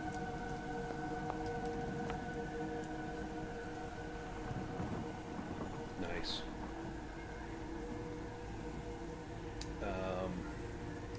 Let's hope he doesn't have like old man strength. Right. That cane, I mean, yeah, he clearly doesn't need it. Oh, he doesn't. Clearly Oh, not. Snake Rough. eyes. Okay, Victor, tell me what you say and tell me how this goes down as you hurl yourself with him over the edge. Yeah, I guess we're like both holding the staff, and I kind of like look down, and I'm like, I've never been perfect. Nobody. And then I think I'd spit in his face, and then like throw the staff, grab him, and hurl us over the edge. Everyone sees the two fall against the backdrop of the lighthouse in the storm. There's a loud crash of thunder. You don't even hear them hit the ground, but you know that it is improbable that anyone would have survived that fall. Torin, you are first on the scene. You can see the broken body of Magnus, an ever-growing pool of blood beneath him. He is clearly dead from the fall. And next to him you see Victor, wheezing through broken ribs, both legs broken. He looks up at you, a look of peace on his face, as though he has perhaps just made peace with God and perhaps atoned for whatever might have happened. As Torin gets close, Victor, do you say anything to him, maybe related to your dark secret? Yeah, I mean, very vague. I think I would just say, maybe it's not even possible to understand, but Victor's trying to say, hopefully that evens the score. Something along those lines. Nice. And then you die as the rain falls down. The camera kind of comes up, so it's like a bird's eye view of you and Magnus. Your mangled corpses. Torin is kneeling by you. Henrik and Johan come up. Valentina is rushing up, her hand over her mouth, as everyone stands around you, recognizing the breadth and depth of your heroic sacrifice. Well, I'm just for sake of irony, I'm carving a cross into Magnus's head. Oh, nice. Ooh, Nice. nice. Does someone say, I think that's your best work yet? Or whatever the end of Inglourious Bastards is. Oh, yes. Oh, nice. The ironic thing is, Henrik's not even a real Christian. And Victor's not a real priest. So, Yeah, he's got a pass. yep. Yeah. Oh, really? And that is where the Well, scene they know. fades to black. That is. He's got his head in her lap. She's crying over him. Oh, I didn't really get to. Torin, My back is. he reaches down to see if he can feel a pulse, and when he realizes that he can't, he closes Victor's eyes for him and says, "May you be forgiven, priest." Nice. With the death of Magnus, the storm quickly begins to abate. The sun breaks through clouds in the sky. That ashwood staff, you notice, is broken. And with that, the spell cast upon the Glosson is likewise broken. And lying on the ground, you now see the remains of the pig. And it begins to slowly disintegrate under the rain as though being washed clean from the earth. I hope you didn't have to eat your dog. And that's where the screen goes black and the adventure ends. You have, almost all of you have survived a Vaesen adventure. I hope everyone had a wonderful time. That was a very heroic end, a bit of a tragic end. You did find out what was going on, that it was Magnus. There's a couple of red herrings. The big one is Niels, trying to get people to think that Niels was the guy that was... And you guys absolutely went for that, hey, this guy's trying to drum up business like he's the mastermind. Yeah. But it is indeed Magnus. There was Niels under his control? Nope, not at all. Niels was just in the right place at the right time and just happened to be kind of saw an opportunity, was just going for it. There was nothing to do with Loki. That just happened to be something on his shelf. Oh, I was just asking because of like the pig thing when he was. Oh, so that was Magnus. So the way that these scenarios are set up, there are in fact, I'll put this up you'll see it on the video on the screen, but I've kind of had my notes off screen for now. But there are what's called countdown and catastrophe. So there are several things that happen. If it reaches the end, then like really bad stuff happens. So the Night Sow has a countdown. The first one is that it kills one of the sisters of Satan, gorges on her entrails. That was Josephine. It didn't do any of the other countdowns. The Lightkeeper's countdown, the first thing is he causes a great storm to darken the sky using magic. The second thing on his countdown was a curse to one of the characters would perceive one of the villagers as having glowing eyes and pig's tusk in their mouth. This is to make you distrust the villagers. And then the last one he was going to use, but he didn't have to because Victor did it anyway, but it's a lure to compel someone to sneak out and go up to the lighthouse. And so at that point he would the Lightkeeper would have gone into like his end game, which would have been, pretty severe, but you managed to shut him down before that happened. So very well done. I want to show you before we sign off a scene that I added to this. So this can happen a couple different ways. So if someone is playing Valentina and they want to do like a reading, kind of how we had the automatic writing, or I've had this in Olga's room before, but let me take you to the scene. I kind of use it if people like really need a hint, like what's going on. And I have like some tarot cards spread on the table, and they can turn over the first card, and it's the Hermit, which is like a huge clue about the lighthouse keeper. I mean, he's holding a light and he's got the staff there. Right, The second one is the Tower. All right, yeah. If you don't get it by then, right, like you gotta have it. And then the last one is Judgment. And so this is kind of my like, they're not getting it. I gotta give them a big hint. This is what I'm gonna bust out. But you guys got it. You didn't need my help at all. I feel like if anything, Magnus that was- third one would have thrown me off the first two. The Judgment. Yeah. What was Magnus's final, actual, ultimate goal? What was he actually trying to do? So he was trying to get. He didn't want a lot of tourists coming, and the Katarina Johnson had set up the hotel as like a tourist thing to try and lure people into the village, and he didn't want that. He felt like the village was fine how it was. It didn't need to expand. They didn't need strange people coming in and investigating things. He was more than happy if people would just mind their own business. And so He was Olga, playing know I the need- as well. yeah, so he wanted to shut down that hotel just to keep tourists out. And then Olga showed up, and he saw his chance. And Olga had the sisters of Satan who. So Olga was actually kind of dealing with powers that were beyond her control. She was delving into witchcraft, but more as a means to. It had to do with her trauma that gave her the sight. She was trying to find answers. And the three women that showed up, they were just kind of devotees of hers. But they were really just starving artists that were starving because they're terrible. But they had kind of made friends with Olga, and she was showing them kind of what she does. And so they, like young impressionable girls, they fell right for it. And then Magnus saw his chance to, hey, this is how I can get rid of this place because they're staying here. I'm going to, summon up this evil creature and have it start preying on people, and they're going to get rid of this hotel, and life will go back to normal and everything will be fine. But as most short-sighted villains are, he didn't see the far-reaching extent of what was going on. And then when you guys arrived, he's like, well, I got to get rid of them.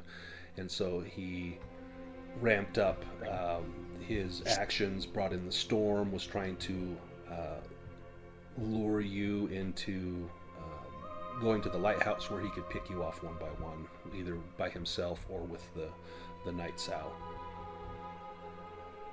Very cool. Yeah, very fun. So I hope that you all had a great time. I had a blast. That was a ton of fun. You guys were an amazingly astute group to kind of pick up on like even all the little things I threw in to try and pull you off the trail, but then also all the clues that I'm like, gosh, I hope they get this. I hope that that's, you know, not too secret but not too blatant, and you guys just absolutely like jumped right on it, which was awesome.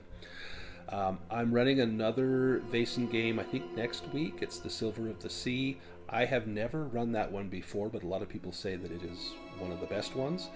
They also say it's very deadly, so I'm kind of curious to see how that's going to go. Ooh. But that one, they say it could be like a TPK is not uncommon. So I'm going to run that one next week. If anyone wants to hop on there, I think there's a few spots left. I will post the video for this one. I'm going to start uploading here in just a few minutes. I'll post the video right away, but it takes a couple hours to get uploaded and processed. You'll probably get a survey from Start Playing. If you haven't gamed with me before, please go ahead and fill that out. That helps me get noticed and gets more people, you know, our way, so we got more people to play with. And then you're welcome to stick around the channel. A lot of you I've played multiple games with, and I'd love to play more games with you in the future. I've got a lot of stuff coming up. I've got some Dragonbane, some Call of Cthulhu. I've got an Old Gods of Appalachia game at the end of the month. I'm you know, always looking to add stuff. Mothership, I've been playing a ton of Mothership lately.